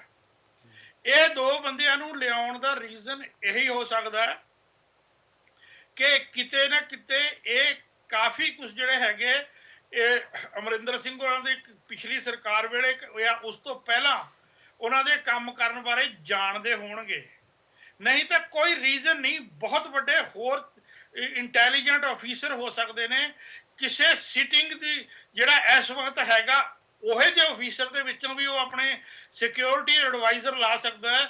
ਇੱਕ ਬੰਦਾ ਜਿਹੜਾ ਬੇਲ ਤੇ ਹੈ, ਇੱਕ ਬੰਦਾ ਜਿਹਦੇ ਤੇ ਉੱਤੇ ਇੰਨੇ ਮੁੰਡਿਆਂ ਨੂੰ ਮਾਰਨ ਦਾ ਜਿਹੜਾ ਹੈਗਾ ਉਹ ਇਲਜ਼ਾਮ ਜਿਹੜਾ ਹੈਗਾ ਕਥਿਤ ਤੌਰ ਤੇ ਹੀ ਭਾਵੇਂ ਹੱਲ ਲੱਗਦਾ, ਉਹੀ ਜੀ ਪਰਸਨੈਲਿਟੀ ਨੂੰ ਲਿਆਉਣ ਦਾ ਇੱਕੋ ਇੱਕ ਕਾਰਨ ਹੋ ਸਕਦਾ ਕਿ ਕਿਤੇ ਨਾ ਕਿਤੇ ਇਹੋ ਜਿਹੇ ਪੋਲੀਟੀਸ਼ੀਅਨ ਕਿਸੇ ਕੰਮ ਵਾਸਤੇ ਉਹਨਾਂ ਦੇ ਹੱਥੋਂ ਜੋ ਕਰਵਾਇਆ ਹੋਵੇ ਉਹਦੇ ਵਾਸਤੇ ਰਿਣੀ ਹੁੰਦੇ ਨੇ ਉਹਨਾਂ ਦੇ। ਇਹਨਾਂ ਦੀ ਮਜਬੂਰੀ ਹੋ ਜਾਂਦੀ ਹੈ ਕਿ ਉਹਨਾਂ ਬੰਦਿਆਂ ਨੂੰ ਜਿਹੜਾ ਹੈਗਾ ਉਹ ਕਿਸੇ ਤਰ੍ਹਾਂ ਅਪੀਜ਼ ਕਰਨ। ਅਦਰਵਾਈਜ਼ ਇਹੋ ਜਿਹੀਆਂ ਕੰਟਰੋਵਰਸੀਅਲ ਔਰ ਜਿਹੜੇ ਲੋਕਾਂ ਪਰਸਨੈਲਿਟੀ ਔਰ ਉਹ ਬੰਦੇ ਜਿਨ੍ਹਾਂ ਨੂੰ ਲੋਕ ਗਲਤ ਸਮਝਦੇ ਨੇ, ਭਾਰਤਿੰਦਰ ਸਿੰਘ ਚਾਹਲ ਨੂੰ ਜੇ ਸਪਸ਼ਟ ਕਿਹਾ ਜਾਵੇ ਉਹ ਇਹ ਧਾਰਨਾ ਸੀ ਪੰਜਾਬ ਦੇ ਲੋਕਾਂ ਵਿੱਚ ਕਿ ਇਹ ਸਰਦਾਰ ਅਮਰਿੰਦਰ ਸਿੰਘ ਵਾਸਤੇ ਪੈਸੇ ਇਕੱਠੇ ਕਰਦਾ ਹੈ। ਇਸ ਤਰ੍ਹਾਂ ਦੇ ਜਿਹੜੇ ਖੂਬੀ ਰਾਮ ਨੇ ਜਦੋਂ ਉਹਨਾਂ ਨੇ ਇਹੋ ਜਿਹੇ ਮੁੰਡਿਆਂ ਨੂੰ ਮਾਰਨ ਦੀ ਗੱਲ ਕੀਤੀ ਗਈ ਹੈ ਤੇ ਉਹਨਾਂ ਨੇ ਲਾਇਆ, ਤੇ ਕਿਉਂ ਉਹਨਾਂ ਨੂੰ ਲੋੜ ਪਈ ਉਹਨਾਂ ਨੂੰ ਖੁਸ਼ ਕਰਨ ਦੀ? ਖੂਬੀ ਰਾਮ ਨੂੰ ਕਿਉਂ ਅਮਰਿੰਦਰ ਸਿੰਘ ਨੂੰ ਲੋੜ ਪਈ? ਬਿਲਕੁਲ ਅਜੀਤ ਜੀ, ਮੈਂ ਇੱਕ ਹੋਰ ਗੱਲ ਕਰਨੀ ਚਾਹਾਂਗਾ। ਖੂਬੀ ਰਾਮ ਨੂੰ ਖੂਬੀ ਰਾਮ ਅਜੀਤ ਜੀ, ਮੈਂ ਇੱਕ ਚੀਜ਼ ਹੋਰ ਕਰਨੀ ਚਾਹਾਂਗਾ। ਖੂਬੀ ਰਾਮ ਪੰਜਾਬ ਪੁਲਿਸ ਦੇ ਜਿਹੜੇ ਹੈਗੇ ਇਨੀਸ਼ੀਅਲੀ EMPLOYE ਨਹੀਂ ਸੀ, ਪੰਜਾਬ ਪੁਲਿਸ ਵਿੱਚ ਨਹੀਂ ਸੀ। ਉਹਨਾਂ ਨੂੰ ਦੂਸਰੀ ਫੋਰਸ ਦੇ ਵਿੱਚੋਂ 2006 ਦੇ ਵਿੱਚ ਇੱਕ ਕਾਨੂੰਨ ਬਣਾਇਆ ਸੀ ਕਿ ਦੂਜੀਆਂ ਫੋਰਸਾਂ ਦੇ ਵਿੱਚੋਂ ਪੰਜਾਬ ਪੁਲਿਸ ਦੇ ਵਿੱਚ ਆਫੀਸਰ ਜਿਹੜੇ ਹੈਗੇ ਲਿਆਂਦੇ ਜਾ ਸਕਦੇ ਆ। ਉਹਨਾਂ ਨੂੰ ਲਿਆਇਆ ਗਿਆ ਸੀ ਨਾ, ਉਹਨਾਂ ਨੂੰ CRPF ਤੋਂ ਪੰਜਾਬ ਪੁਲਿਸ ਦੇ ਵਿੱਚ ਲਿਆਂਦਾ ਗਿਆ ਸੀ ਉਸ ਵੇਲੇ ਵੀ, ਔਰ ਲਿਆਂਦਾ ਵੀ 2006 ਚ ਗਿਆ ਹੈ। 2006 ਦੇ ਵਿੱਚ ਗਿਆ ਜਦੋਂ ਅਮਰਿੰਦਰ ਸਿੰਘ ਦੀ ਸਰਕਾਰ ਸੀ। ਬਿਲਕੁਲ ਬਿਲਕੁਲ। ਫਿਰ ਮੈਂ ਉਹ ਕਹਿ ਰਿਹਾ ਨਾ, ਕੋਈ ਨਿੱਜੀ ਨੇੜਤਾ ਦੇ ਰੀਜ਼ਨ ਹੁੰਦੇ ਨੇ ਔਰ ਜਿਹੜੇ ਪਰਦੇ ਦੇ ਪਿੱਛੇ ਰੀਜ਼ਨ ਹੁੰਦੇ ਨੇ ਇਹ ਕੋਈ ਬਹੁਤ ਇਮਾਨਦਾਰ ਤੇ ਸੁਹਿਰਦ ਰੀਜ਼ਨ ਨਹੀਂ ਹੁੰਦੇ ਹੈਗੇ। ਇਹ ਹਮੇਸ਼ਾ ਇਹੋ ਜਿਹੇ ਰੀਜ਼ਨ ਹੁੰਦੇ ਨੇ ਜਿਨ੍ਹਾਂ ਦੇ ਪਿੱਛੇ ਕੁਛ ਨਾ ਕੁਛ ਲੁਕਮਾ ਔਰ ਗਲਤ ਛੁਪਿਆ ਹੁੰਦਾ ਹੈ। ਜੀ ਜੀ ਮੈਂ ਚਾਹਾਂਗਾ ਕਿ ਇਹਦੇ ਉੱਪਰ ਅਗਰ ਪਰਮਜੀਤ ਜੀ ਕੋਈ ਰਾਏ ਰੱਖਣੀ ਚਾਹੁੰਦੇ ਹੋਣ ਖੂਬੀ ਰਾਮ ਦੇ ਉੱਪਰ ਜੀ। ਕੁਲਵੀਰ ਜੀ, ਖੂਬੀ ਰਾਮ ਕੈਪਟਨ ਸਾਹਿਬ ਦੇ ਨਾਲ ਸ਼ੁਰੂ ਤੋਂ ਜੁੜੇ ਰਹੇ ਨੇ ਔਰ ਈਵਨ ਜਦੋਂ ਕੈਪਟਨ ਸਾਹਿਬ ਸੀਐਮ ਨਹੀਂ ਵੀ ਹੈਗੇ ਸੀ ਲਾਸਟ 10 ਸਾਲ ਦੇ ਵਿੱਚ, ਉਹ ਪੰਜਾਬ ਪ੍ਰਦੇਸ਼ ਕਾਂਗਰਸ ਦੇ ਪ੍ਰਧਾਨ ਵੀ ਸੀ, ਉਸ ਵੇਲੇ ਖੂਬੀ ਰਾਮ ਉਹਨਾਂ ਦੀ ਸਿਕਿਉਰਿਟੀ ਜਿਹੜੀ ਸਾਰੀ ਦੇਖਦੇ ਰਹੇ ਨੇ। ਮੈਂ ਇੱਕ ਚੀਜ਼ ਜਿਹੜੀ ਅਬਜ਼ਰਵ ਕੀਤੀ ਹੈ, ਜਦੋਂ ਵੀ ਅਸੀਂ ਕਾਂਗਰਸ ਭਵਨ ਜਾਂਦੇ ਆ ਜਾਂ ਜਿਹੜੇ ਸਾਡੇ ਮੇਰੇ ਆਪਣੇ ਕਾਂਗਰਸ ਦੇ ਸੂਤਰ ਨੇ, ਉਹ ਆਲ ਦਾ ਟਾਈਮ ਉਹ ਖੂਬੀ ਰਾਮ ਨੂੰ ਬਹੁਤ ਜ਼ਿਆਦਾ ਇੰਪੋਰਟੈਂਸ ਦੇ ਕੇ ਗੱਲ ਕਰਦੇ ਨੇ। ਖੂਬੀ ਰਾਮ ਦੇ ਜਿੰਮੇ ਹੀ ਕੈਪਟਨ ਸਾਹਿਬ ਦੀ ਸਿਕਿਉਰਿਟੀ ਦਾ ਸਾਰਾ ਜ਼ਿੰਮੇਵਾਰੀ ਉਹਨਾਂ ਦੇ ਸਿਰ ਤੇ ਸੀ। ਜਦੋਂ ਹੁਣ ਉਹ ਸੀਐਮ ਬਣ ਗਏ ਨੇ ਔਰ ਜਦੋਂ ਸੀਐਮ ਨਹੀਂ ਵੀ ਸੀਗੇ, ਪ੍ਰਧਾਨ ਸੀਗੇ ਪੀਪੀਸੀਸੀ ਦੇ, ਤਾਂ ਮੈਂ ਜਿਹੜੀ ਚੀਜ਼ ਸਮਝ ਪਾ ਰਿਹਾ ਕਿ ਕੈਪਟਨ ਸਾਹਿਬ ਦੀ ਜਿਹੜੀ ਟਿਊਨਿੰਗ ਆ ਉਹ ਆਪਣੇ ਕੁਝ ਇੱਕ ਸਰਾਊਂਡਿੰਗ ਜਿਹੜੇ ਬੰਦਿਆਂ ਨਾਲ ਉਹਨਾਂ ਨਾਲ ਹੀ ਬਹੁਤ ਵਧੀਆ ਹੈਗੀ ਹੈ ਔਰ ਉਹ ਟਿਊਨਿੰਗ ਨੂੰ ਮੇਨਟੇਨ ਕਰਕੇ ਹੀ ਅੱਗੇ ਚੱਲਣਾ ਚਾਹਣਗੇ। ਪਰ ਕੈਪਟਨ ਸਾਹਿਬ ਨੂੰ, ਕੈਪਟਨ ਗਵਰਨਮੈਂਟ ਨੂੰ ਇਹ ਚੀਜ਼ ਸਮਝਣੀ ਹੋਏਗੀ ਕਿ ਆਪੋਜੀਸ਼ਨ ਪੰਜਾਬ ਦੇ ਵਿੱਚ ਅਕਾਲੀ ਦਲ ਦੀ ਵੀ ਇਸ ਵਾਰੀ ਪੂਰੀ ਅਗਰੈਸਿਵਲੀ ਕੰਮ ਕਰੇਗੀ ਔਰ ਆਮ ਆਦਮੀ ਪਾਰਟੀ ਦਾ ਪਹਿਲਾਂ ਹੀ ਕਾਫੀ ਜ਼ਿਆਦਾ ਅਗਰੈਸਿਵਲੀ ਕੰਮ ਕਰ ਰਹੀ ਹੈ। ਉਹਨਾਂ ਨੂੰ ਆਪਣੇ ਜਿਹੜੇ ਇਸ ਕਾਡਰ ਨੂੰ, ਜਿਹਨੂੰ ਉਹਨਾਂ ਨੇ ਓਬਲਾਈਜ਼ ਕੀਤਾ, ਮੈਂ ਓਬਲਾਈਜ਼ ਵਰਡ ਯੂਜ਼ ਕਰਾਂਗਾ ਕਿਉਂਕਿ ਓਬਲਾਈਜ਼ ਹੀ ਕੀਤਾ ਉਹਨਾਂ ਨੂੰ, ਉਸ ਕਾਡਰ ਨੂੰ ਉਹਨਾਂ ਨੂੰ ਕੰਟਰੋਲ ਦੇ ਵਿੱਚ ਰੱਖਣਾ ਬਹੁਤ ਜ਼ਰੂਰੀ ਹੋ ਜਾਏਗਾ। ਨਹੀਂ ਤਾਂ ਆਪਾਂ ਅੱਜ ਤੋਂ 2 ਸਾਲ 3 ਸਾਲ ਬਾਅਦ ਹੀ ਇਹ ਚੀਜ਼ ਪ੍ਰੈਡਿਕਟ ਓਪਨਲੀ ਕਰਨੀ ਸ਼ੁਰੂ ਕਰ ਦਾਂਗੇ ਕਿ ਇਸ ਤੋਂ ਬਾਅਦ ਐਂਟੀ ਇਨਕੰਬੈਂਸੀ ਪੰਜਾਬ ਦੇ ਵਿੱਚ ਦੁਬਾਰਾ ਰਿਪੀਟ ਹੋਏਗੀ। ਕਾਂਗਰਸ ਦੀ ਗਵਰਨਮੈਂਟ ਪੰਜਾਬ ਦੇ ਵਿੱਚ ਨਹੀਂ ਆਏਗੀ ਦੁਬਾਰਾ। ਕੈਪਟਨ ਸਾਹਿਬ ਨੂੰ ਹੁਣੇ ਤੋਂ ਹੀ ਇਸ ਚੀਜ਼ ਨੂੰ ਸੰਭਲ ਕੇ ਚੱਲਣਾ ਪਏਗਾ। ਸੋਸ਼ਲ ਮੀਡੀਆ ਦਾ ਯੁੱਗ ਹੈ, ਲੋਕ ਗੱਲਾਂ ਯਾਦ ਰੱਖਦੇ ਨੇ, ਚੀਜ਼ਾਂ ਯਾਦ ਰੱਖਦੇ ਨੇ। ਆਪੋਜੀਸ਼ਨ ਪਾਰਟੀਆਂ ਜਿਹੜੀਆਂ ਨੇ ਉਹ ਪ੍ਰੋਪੇਗੈਂਡਾ ਤੇ ਜ਼ਿਆਦਾ ਜ਼ੋਰ ਦਿੰਦੀਆਂ ਨੇ। ਯੂਥ ਜ਼ਿਆਦਾ ਸਿਆਣਾ ਹੋ ਗਿਆ, ਲੋਕੀ ਹੁਣ ਪਹਿਲਾਂ ਵਾਲੇ ਲੋਕ ਨਹੀਂ ਰਹਿ ਗਏ। ਪਰਤਿੰਦਰ ਚਾਹਲ ਦਾ ਜਾਂ ਖੂਬੀ ਰਾਮ ਦਾ ਜਾਂ ਕਿਸੇ ਵੀ ਐਸੀ ਪਰਸਨੈਲਿਟੀ ਦਾ ਨਾਮ ਤੁਸੀਂ ਗੂਗਲ ਤੇ ਕਰੋ, ਤੁਹਾਨੂੰ ਸਾਰੀ ਹਿਸਟਰੀ ਉਹਨਾਂ ਦੀ ਨਿਕਲ ਕੇ ਆ ਜਾਂਦੀ ਹੈ। ਜਦੋਂ ਸਾਰੀ ਹਿਸਟਰੀ ਨਿਕਲ ਕੇ ਆ ਜਾਂਦੀ ਹੈ ਤਾਂ ਜਿਹੜਾ ਆਉਣ ਵਾਲੇ ਟਾਈਮ ਦਾ ਵੋਟਰ ਹੈ ਉਹਦੇ ਦਿਮਾਗ ਦੇ ਉੱਪਰ ਇੱਕ ਬੈਡ ਇਫੈਕਟ ਪੈਂਦਾ, ਜਿਹਦਾ ਕਿ ਖਾਮਿਆਜਾ ਕਾਂਗਰਸ ਨੂੰ ਪੰਜਾਬ ਔਰ ਹੋਰ ਸਟੇਟਾਂ ਦੇ ਵਿੱਚ ਭੁਗਤਣਾ ਪਏਗਾ। ਜੀ ਬਿਲਕੁਲ, ਮੈਂ ਸ਼ਬਦੀਪ ਜੀ ਨੂੰ ਚਾਹਾਂਗਾ ਕਿ ਸ਼ਬਦੀਪ ਜੀ, ਖੂਬੀ ਰਾਮ ਦਾ ਜਿਹੜਾ 10 ਸਾਲ ਦਾ ਪੰਜਾਬ ਦਾ ਟੈਨਿਓਰ ਆ 1985 ਤੋਂ 1995 ਤੱਕ, ਮੇਰਾ ਖਿਆਲ ਆ 10 ਸਾਲਾਂ ਵਿੱਚ 5 ਵਾਰ ਤੇ ਉਹਨਾਂ ਨੂੰ ਪੁਲਿਸ ਮੈਡਲ ਵੀ ਜਿਹੜਾ ਹੈ ਮਿਲਿਆ ਹੋਇਆ। ਬਹੁਤ ਸਾਰੇ ਇਨਾਮ ਮਿਲੇ ਨੇ, ਵੱਡੇ ਵੱਡੇ ਜਿਹੜੇ ਉਹਨਾਂ ਦੇ ਸਿਰਾਂ ਦੇ ਇਨਾਮ ਸੀ ਉਹ ਇਨਾਮ ਵੀ ਜਿੱਤੇ ਹੋਏ ਨੇ ਖੂਬੀ ਰਾਮ ਨੇ। ਬਹੁਤ ਕੰਟਰੋਵਰਸੀ ਦੇ ਵਿੱਚ ਰਹੇ ਆ, ਬਹੁਤ ਸਾਰੇ ਕਤਲਾਂ ਦੇ ਵਿੱਚ, ਬਹੁਤ ਸਾਰੇ ਜਿਹੜੇ ਨਜਾਇਜ਼ ਤੌਰ ਤੇ ਸੰਸਕਾਰ ਕੀਤੇ ਗਏ ਉਹਨਾਂ ਦੇ ਵਿੱਚ ਉਹਨਾਂ ਦੀ ਇਨਵੋਲਵਮੈਂਟ ਵੀ ਹੈ। ਕੀ ਕਾਰਨ ਨੇ ਤੁਹਾਨੂੰ ਲੱਗਦਾ ਕਿ ਕੈਪਟਨ ਸਾਹਿਬ ਨੇ ਉਹਨਾਂ ਨੂੰ ਜਿਹੜਾ ਹੈ ਆਪਣਾ ਸਿਕਿਉਰਿਟੀ ਐਡਵਾਈਜ਼ਰ ਬਣਾ ਕੇ ਲਾ ਲਿਆ, ਜਦ ਕਿ ਮੇਰਾ ਖਿਆਲ ਹੈ ਕੈਪਟਨ ਸਾਹਿਬ ਇਸ ਗੱਲ ਤੋਂ ਵੀ ਵਿਸਲੇ ਨਹੀਂ ਹੋਣਗੇ ਕਿ ਅਗਰ ਖੂਬੀ ਰਾਮ ਆਉਂਦਾ ਹੈ ਤਾਂ ਜਿਹੜੇ ਪੰਜਾਬ ਦੇ ਵਿੱਚ ਥੋੜੇ ਬਹੁਤ ਵੀ ਪੰਜਾਬ ਦੇ ਨਾਲ, ਪੰਜਾਬ ਦੇ ਸਿੱਖਾਂ ਦੇ ਨਾਲ ਦਰਦ ਰੱਖਣ ਵਾਲੇ ਲੋਕ ਹੈਗੇ, ਉਹਨਾਂ ਨੂੰ ਚੰਗਾ ਬਿਲਕੁਲ ਨਹੀਂ ਲੱਗੇਗਾ। ਕੁਲਬੀਰ ਜੀ, ਮੇਰਾ ਖਿਆਲ ਇਹ ਹੈ ਕਿ ਜਦੋਂ ਅਸੀਂ ਗੱਲ ਕਰ ਰਹੇ ਹਾਂ ਕਿ ਆਪੋਜੀਸ਼ਨ ਉਹਨਾਂ ਦਾ ਬਹੁਤ ਸਖਤ ਵਿਰੋਧ ਕਰੇਗੀ, ਬਹੁਤ ਮੁੱਦੇ ਹੋਣਗੇ ਜਿਨ੍ਹਾਂ ਦੇ ਉੱਤੇ ਸ਼੍ਰੋਮਣੀ ਅਕਾਲੀ ਦਲ ਉਹਨਾਂ ਨੂੰ ਬਹੁਤ ਤਿੱਖੀ ਤਰ੍ਹਾਂ ਨਾਲ ਜਿਹੜਾ ਉਹ ਨਿਸ਼ਾਨਾ ਬਣਾਏਗੀ। ਪਰ ਗਲਤ ਕਿਸਮ ਦੇ ਪੁਲਿਸ ਅਫਸਰਾਂ ਦੀ ਜਿਹੜੀ ਨਿਯੁਕਤੀ ਕਰਨ ਦੇ ਮਾਮਲੇ ਦੇ ਵਿੱਚ ਸ਼ਾਇਦ ਸ਼੍ਰੋਮਣੀ ਅਕਾਲੀ ਦਲ ਇੱਕ ਰਸਮੀ ਬਿਆਨ ਤੋਂ ਅਗਾਂਹ ਜਾ ਕੇ ਕੋਈ ਬਹੁਤ ਤਿੱਖੀ ਬਿਆਨਬਾਜ਼ੀ ਨਾ ਕਰ ਸਕੇ, ਕਿਉਂਕਿ ਉਹਨਾਂ ਦੇ ਆਪਣੇ ਰਿਕਾਰਡ ਦੇ ਵਿੱਚ ਵੀ ਇਹ ਗੱਲਾਂ ਸ਼ਾਮਲ ਨੇ ਕਿ ਉਹ ਇਸੇ ਕਿਸਮ ਦੇ ਪੁਲਿਸ ਅਫਸਰਾਂ ਨੂੰ ਬਹੁਤ ਸਪੋਰਟ ਦਿੰਦੇ ਰਹੇ ਨੇ, ਜਿਨ੍ਹਾਂ ਦੇ ਵਿੱਚ ਸੁਮੇਧ ਸੈਣੀ ਦਾ ਨਾਂ ਸਦਾ ਗੂੰਜਦਾ ਰਹਿੰਦਾ, ਹਰਜੀਤ ਆਲਮ ਦਾ ਨਾਂ ਸਦਾ ਗੂੰਜਦਾ ਰਹਿੰਦਾ। ਔਰ ਇਹਨਾਂ ਨਾਵਾਂ ਦੇ ਆਧਾਰ ਦੇ ਉੱਤੇ ਅਸੀਂ ਨਹੀਂ ਕਹਿ ਸਕਦੇ ਕਿ ਸ਼੍ਰੋਮਣੀ ਅਕਾਲੀ ਦਲ ਦਾ ਕਿਰਦਾਰ ਇਹੋ ਜਿਹੇ ਮਾਮਲਿਆਂ ਦੇ ਵਿੱਚ ਕਾਂਗਰਸ ਪਾਰਟੀ ਨਾਲੋਂ ਕੋਈ ਬਹੁਤ ਜ਼ਿਆਦਾ ਵੱਖਰਾ ਹੋ ਸਕਦਾ। ਤੁਸੀਂ ਸ਼੍ਰੋਮਣੀ ਅਕਾਲੀ ਦਲ ਦੇ ਕਿਸੇ ਨੇਤਾ ਦੇ ਆਧਾਰ ਦੇ ਉੱਤੇ, ਕਾਂਗਰਸ ਦੇ ਕਿਸੇ ਨੇਤਾ ਦੇ ਆਧਾਰ ਦੇ ਉੱਤੇ ਵਖਰੇਵਾਂ ਦੇਖ ਸਕਦੇ ਹੋ, ਪਰ ਉਹਨਾਂ ਦਾ ਪਾਲਿਸੀ ਮੈਟਰ ਪੁਲਿਸ ਦੇ ਤੇ ਇਹੋ ਜਿਹੇ ਮਾਮਲਿਆਂ ਦੇ ਵਿੱਚ ਲਗਭਗ ਇੱਕੋ ਤਰ੍ਹਾਂ ਨਾਲ ਬਿਹੇਵ ਕਰਦਾ। ਆਮ ਆਦਮੀ ਪਾਰਟੀ ਕਿਉਂਕਿ ਨਵੀਂ ਆ, ਸਿੱਧੇ ਤੌਰ ਦੇ ਉੱਤੇ ਇਸ ਮਾਮਲੇ ਦੇ ਵਿੱਚ ਉਹਦੇ ਉੱਤੇ ਕੋਈ ਦਾਗ ਲੱਗਾ ਨਹੀਂ ਹੈ, ਨਾ ਲੱਗਣ ਦੀ ਕੋਈ ਸੰਭਾਵਨਾ ਸੀ। ਦੂਸਰੀ ਗੱਲ ਇਹ ਹੈ ਕਿ ਚੋਣਾਂ ਦੇ ਵਿੱਚ ਜਿਵੇਂ ਉਹਨਾਂ ਨੇ ਪ੍ਰੋ ਖਾਲਿਸਤਾਨੀ ਲੋਕਾਂ ਦੀ ਸਪੋਰਟ ਲਈ ਹੈ, ਕੁਦਰਤੀ ਤੌਰ ਦੇ ਉੱਤੇ ਉਹ ਇਹਨਾਂ ਮਾਮਲਿਆਂ ਦੇ ਵਿੱਚ ਥੋੜੀ ਤਿੱਖੀ ਸੁਰ ਨਾਲ ਪੇਸ਼ ਆ ਸਕਦੇ ਨੇ। ਪਰ ਇਹ ਅਗਲੀ ਗੱਲ ਸਾਨੂੰ ਜ਼ਰੂਰ ਸੋਚਣੀ ਪਏਗੀ ਕਿ ਜਿਹੜੀ ਉਹ ਤਿੱਖੀ ਸੁਰ ਹੋਏਗੀ ਉਹ ਪੰਜਾਬ ਦੀ ਲੀਡਰਸ਼ਿਪ ਦੇ ਕਿਸ ਕਿਸ ਹਿੱਸੇ ਵੱਲੋਂ ਆਏਗੀ। ਕੀ ਉਹ ਪੰਜਾਬ ਦੀ ਪੂਰੀ ਆਮ ਆਦਮੀ ਪਾਰਟੀ ਤਿੱਖੀ ਸੁਰ ਦੇ ਵਿੱਚ ਸ਼ਾਮਲ ਹੋਏਗੀ, ਕਿ ਕੇਜਰੀਵਾਲ ਸਾਹਿਬ ਉਸ ਤਿੱਖੀ ਸੁਰ ਦਾ ਹਿੱਸਾ ਬਿਲਕੁਲ ਬਣ ਸਕਣਗੇ ਕਿ ਨਹੀਂ ਬਣ ਸਕਣਗੇ। ਜਿਵੇਂ ਨਸ਼ਿਆਂ ਦੇ ਸਵਾਲ ਦੇ ਉੱਤੇ ਜਾਂ ਕੁਝ ਹੋਰ ਸਵਾਲਾਂ ਦੇ ਉੱਤੇ ਉਹ ਤਿੱਖੀ ਸੁਰ ਦੇ ਵਿੱਚ ਗੱਲ ਕਰਦੇ ਸੀ। ਆਮ ਆਦਮੀ ਪਾਰਟੀ ਨੂੰ ਵੀ ਤੁਹਾਨੂੰ ਇਸ ਤਰੀਕੇ ਤੋਂ ਥੋੜਾ ਜਿਹਾ ਪਰਖਣਾ ਪਵੇਗਾ। ਪਰ ਮੈਨੂੰ ਲੱਗਦਾ ਕਿ ਆਮ ਆਦਮੀ ਪਾਰਟੀ ਵੀ ਐਨ ਇੱਕ ਪਾਰਟੀ ਦੇ ਵਜੋਂ, ਇੱਕ ਜਥੇਬੰਦ ਪਾਰਟੀ ਦੇ ਵਜੋਂ ਇੱਕ ਸੁਰ ਹੋ ਕੇ ਸ਼ਾਇਦ ਇਸ ਮੁੱਦੇ ਦੇ ਉੱਤੇ ਬਹੁਤ ਤਿੱਖੀ ਆਲੋਚਨਾ ਨਾ ਕਰ ਸਕੇ। ਪਰ ਅਸਲ ਸਵਾਲ ਸਾਡੇ ਸਾਹਮਣੇ ਇਹ ਨਹੀਂ ਆ ਕਿ ਇਹੋ ਜਿਹੇ ਮਾਮਲਿਆਂ ਦੇ ਵਿੱਚ ਸ਼੍ਰੋਮਣੀ ਅਕਾਲੀ ਦਲ ਕੀ ਕਰਦਾ, ਆਮ ਆਦਮੀ ਪਾਰਟੀ ਕੀ ਕਰਦੀ, ਆਮ ਆਦਮੀ ਪਾਰਟੀ ਦੇ ਵਿੱਚ ਇੱਕ ਸੁਰਤਾ ਬਣਦੀ ਕਿ ਨਹੀਂ ਬਣਦੀ। ਸਾਡੇ ਲਈ ਵੱਡਾ ਸਵਾਲ ਇਹ ਹੈ ਕਿ ਪੰਜਾਬ ਦੇ ਵਿੱਚ ਇਹੋ ਜਿਹੇ ਲੋਕਾਂ ਨੂੰ ਐਡਜਸਟ ਕਰਨ ਵਾਲੇ ਜਿਹੜੇ ਸਾਡੀ ਅਗਵਾਈ ਕਰਨਗੇ, ਸਾਡੀ ਕਿਸਮਤ ਦੇ ਫੈਸਲੇ ਕਰਨਗੇ, ਉਹਨਾਂ ਤੋਂ ਅਸੀਂ ਪੰਜਾਬ ਦੇ ਲੋਕ ਕਿੱਦਾਂ ਦੀ ਭਵਿੱਖ ਦੇ ਵਿੱਚ ਤਵੱਕੋ ਰੱਖ ਸਕਦੇ ਹਾਂ। ਮੇਰੇ ਲਈ ਵੱਡਾ ਸਵਾਲ ਉਹੀ ਹੈ ਤੇ ਵੱਡੀ ਚਿੰਤਾ ਦਾ ਸਵਾਲ ਵੀ ਬਿਲਕੁਲ ਉਹੀ ਹੈ। ਜੀ ਬਿਲਕੁਲ, ਦੋਨੋਂ ਕੰਟਰੋਵਰਸ਼ੀਅਲ ਨੇਮ ਅਸੀਂ ਡਿਸਕਸ ਕੀਤੇ ਆ। ਮੇਰੇ ਖਿਆਲ ਆ ਅਜੇ ਤੱਕ ਤੇ ਕੋਈ ਖਾਸ ਜਿਹੜਾ ਪ੍ਰਤੀਕਰਮ ਹੈ ਉਹ ਵਿਰੋਧੀ ਧਿਰ ਵੱਲੋਂ ਨਹੀਂ ਦੇਖਣ ਨੂੰ ਮਿਲਿਆ। ਪਰ ਇੱਕ ਗੱਲ ਪੱਕੀ ਹੈ ਕਿ ਪਰਤਿੰਦਰ ਸਿੰਘ ਚਾਹਲ ਦੇ ਉੱਪਰ ਜਿਹੜੇ ਹੈ ਅਕਾਲੀ ਦਲ ਵੱਲੋਂ ਤਿੱਖੇ ਪ੍ਰਤੀਕਰਮ ਆਉਣ ਦੀ ਜਿਹੜੀ ਉਮੀਦ ਜਿਹੜੀ ਹੈਗੀ ਆਉਣ ਵਾਲੇ ਦਿਨਾਂ ਦੇ ਵਿੱਚ ਕੀਤੀ ਜਾ ਸਕਦੀ ਆ। ਔਰ ਖੂਬੀ ਰਾਮ ਦੇ ਉੱਪਰ ਜਿਹੜਾ ਹੈ ਆਮ ਆਦਮੀ ਪਾਰਟੀ ਦੇ ਵਿੱਚੋਂ ਜਾਂ ਪੰਜਾਬ ਦੇ ਜਿਹੜੇ ਪੰਥਕ ਜਥੇਬੰਦੀਆਂ ਹੈਗੀਆਂ ਨੇ ਜਾਂ ਹੋਰ ਪਾਰਟੀਆਂ ਨੇ, ਮਾਨ ਸਾਹਿਬ ਨੇ, ਉਹਨਾਂ ਵੱਲੋਂ ਪ੍ਰਤੀਕਰਮ ਆ ਸਕਦਾ। ਔਰ ਦੇਖਣਾ ਹੋਵੇਗਾ ਕਿ ਕਾਂਗਰਸ ਜਿਹੜੀ ਹੈਗੀ ਹੈ ਕੈਪਟਨ ਅਮਰਿੰਦਰ ਸਿੰਘ ਇਹਨਾਂ ਦੋ ਨਿਯੁਕਤੀਆਂ ਨੂੰ ਜਿਹੜਾ ਹੈ ਕਿਸ ਤਰੀਕੇ ਦੇ ਨਾਲ ਹੈਂਡਲ ਕਰਦੇ ਨੇ।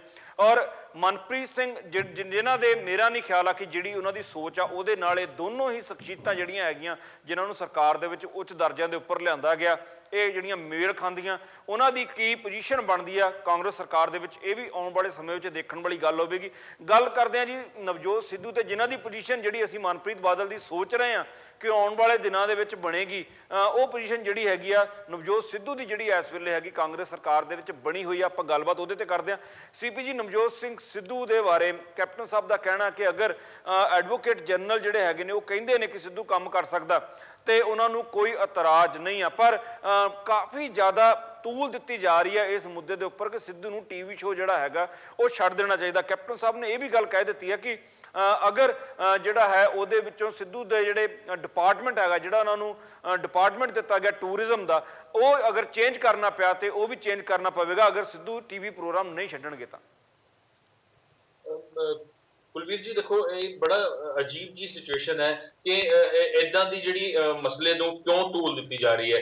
ਦੇਖੋ, ਕੋਈ ਵੀ ਬੰਦਾ ਠੀਕ ਹੈ, ਉਹ ਮਿਨਿਸਟਰ ਹੈ, ਚਾਹੇ ਕੈਬਨਿਟ ਮਿਨਿਸਟਰ ਹੈ, ਉਹਦੇ ਕੋਲ tourism and travel the department ਹੈਗਾ, ਲੇਕਿਨ ਕਿਤੇ ਨਾ ਕਿਤੇ ਉਹ ਆਫ ਦਾ ਆਵਰਸ ਦੇ ਵਿੱਚ ਅਗਰ ਉਹ ਇਦਾਂ ਦੇ ਸ਼ੂਟਸ ਦੇ ਵਿੱਚ ਇਨਵੋਲਵਮੈਂਟ ਕਰਦਾ ਆਪਣੀ ਜਾਂ ਆਪਣੇ ਕੋਈ ਨਿੱਜੀ ਕੰਮ ਕਰਦਾ ਤਾਂ ਆਈ ਥਿੰਕ ਕਿਸੇ ਨੂੰ ਕੋਈ ਪ੍ਰੋਬਲਮ ਹੋਣੀ ਨਹੀਂ ਚਾਹੀਦੀ। ਹਾਂ, ਉਦੋਂ ਜ਼ਰੂਰ ਕੁਐਸਚਨ ਖੜੇ ਹੋਣੇ ਚਾਹੀਦੇ ਹੈ ਜਦੋਂ ਉਸ ਦਾ ਮਿਨਿਸਟਰੀਅਲ ਕੰਮ ਹੈ ਜਿਹੜਾ ਉਹ ਇਫੈਕਟ ਹੋਵੇ। ਸੋ ਕਿਤੇ ਨਾ ਕਿਤੇ ਇਹ ਸਾਡੇ ਸੰਵਿਧਾਨ ਦੇ ਵਿੱਚ ਵੀ ਔਰ ਕਾਨੂੰਨ ਦੇ ਵਿੱਚ ਵੀ ਇਹ ਇਲੀਗਲ ਨਹੀਂ ਮੰਨਿਆ ਜਾਂਦਾ। ਸੋ ਕਿਤੇ ਨਾ ਕਿਤੇ ਸਿੱਧੂ, ਜੇ ਤੁਸੀਂ ਦੇਖੋ ਤਾਂ ਨਵਜੋਤ ਸਿੰਘ ਸਿੱਧੂ ਨੇ ਪੂਰੇ ਪੈਰਾਮੀਟਰਸ ਚੈੱਕ ਕਰਕੇ ਹੀ ਇਦਾਂ ਦਾ ਕੋਈ ਸਟੈਪ ਲਿਆ ਹੋਏਗਾ। ਅਗਰ ਇਦਾਂ ਦੀ ਕੋਈ ਆਬਜੈਕਸ਼ਨ ਹੁੰਦੀ ਤਾਂ ਸ਼ਾਇਦ ਉਹ ਆਪਣੇ ਆਪ ਨੂੰ ਮੰਨਫੀ ਕਰਕੇ ਸਿੱਧਾ ਮਿਨਿਸਟਰ ਦੇ ਤੌਰ ਤੇ ਕੰਮ ਕਰਦੇ। ਸੋ ਕਿਤੇ ਨਾ ਕਿਤੇ ਐਵੇਂ ਹੀ ਇਸ ਮਸਲੇ ਨੂੰ ਤੂਲ ਦਿੱਤੀ ਜਾ ਰਹੀ ਹੈ। ਔਰ ਕੈਪਟਨ ਸਾਹਿਬ ਵੀ ਉਹਨਾਂ ਦੀਆਂ ਗੱਲਾਂ ਤੋਂ ਇੱਕ ਚੀਜ਼ ਬਿਲਕੁਲ ਕਲੀਅਰ ਹੈ, ਕਿਉਂਕਿ ਉਹ ਜਾਣਦੇ ਹੈ ਕਿ ਸੰਵਿਧਾਨ ਦੇ ਵਿੱਚ ਵੀ ਇਦਾਂ ਦਾ ਕੋਈ ਪੈਰਾਗ੍ਰਾਫ ਜਾਂ ਕੋਈ ਇਦਾਂ ਦਾ ਪੁਆਇੰਟ ਨਹੀਂ ਹੈਗਾ ਔਰ ਨਾ ਹੀ ਲੀਗਲ ਮੈਟਰਸ ਦੇ ਵਿੱਚ ਇਦਾਂ ਦਾ ਕੁਝ ਆਉਂਦਾ ਹੈ। ਸੋ ਇਸ ਕਰਕੇ ਉਹ ਇਦਾਂ ਦੇ ਬਿਆਨ ਦੇ ਕੇ ਕਿ ਜੇਕਰ ਸੰਵਿਧਾਨ ਇਜਾਜ਼ਤ ਦੇਵੇ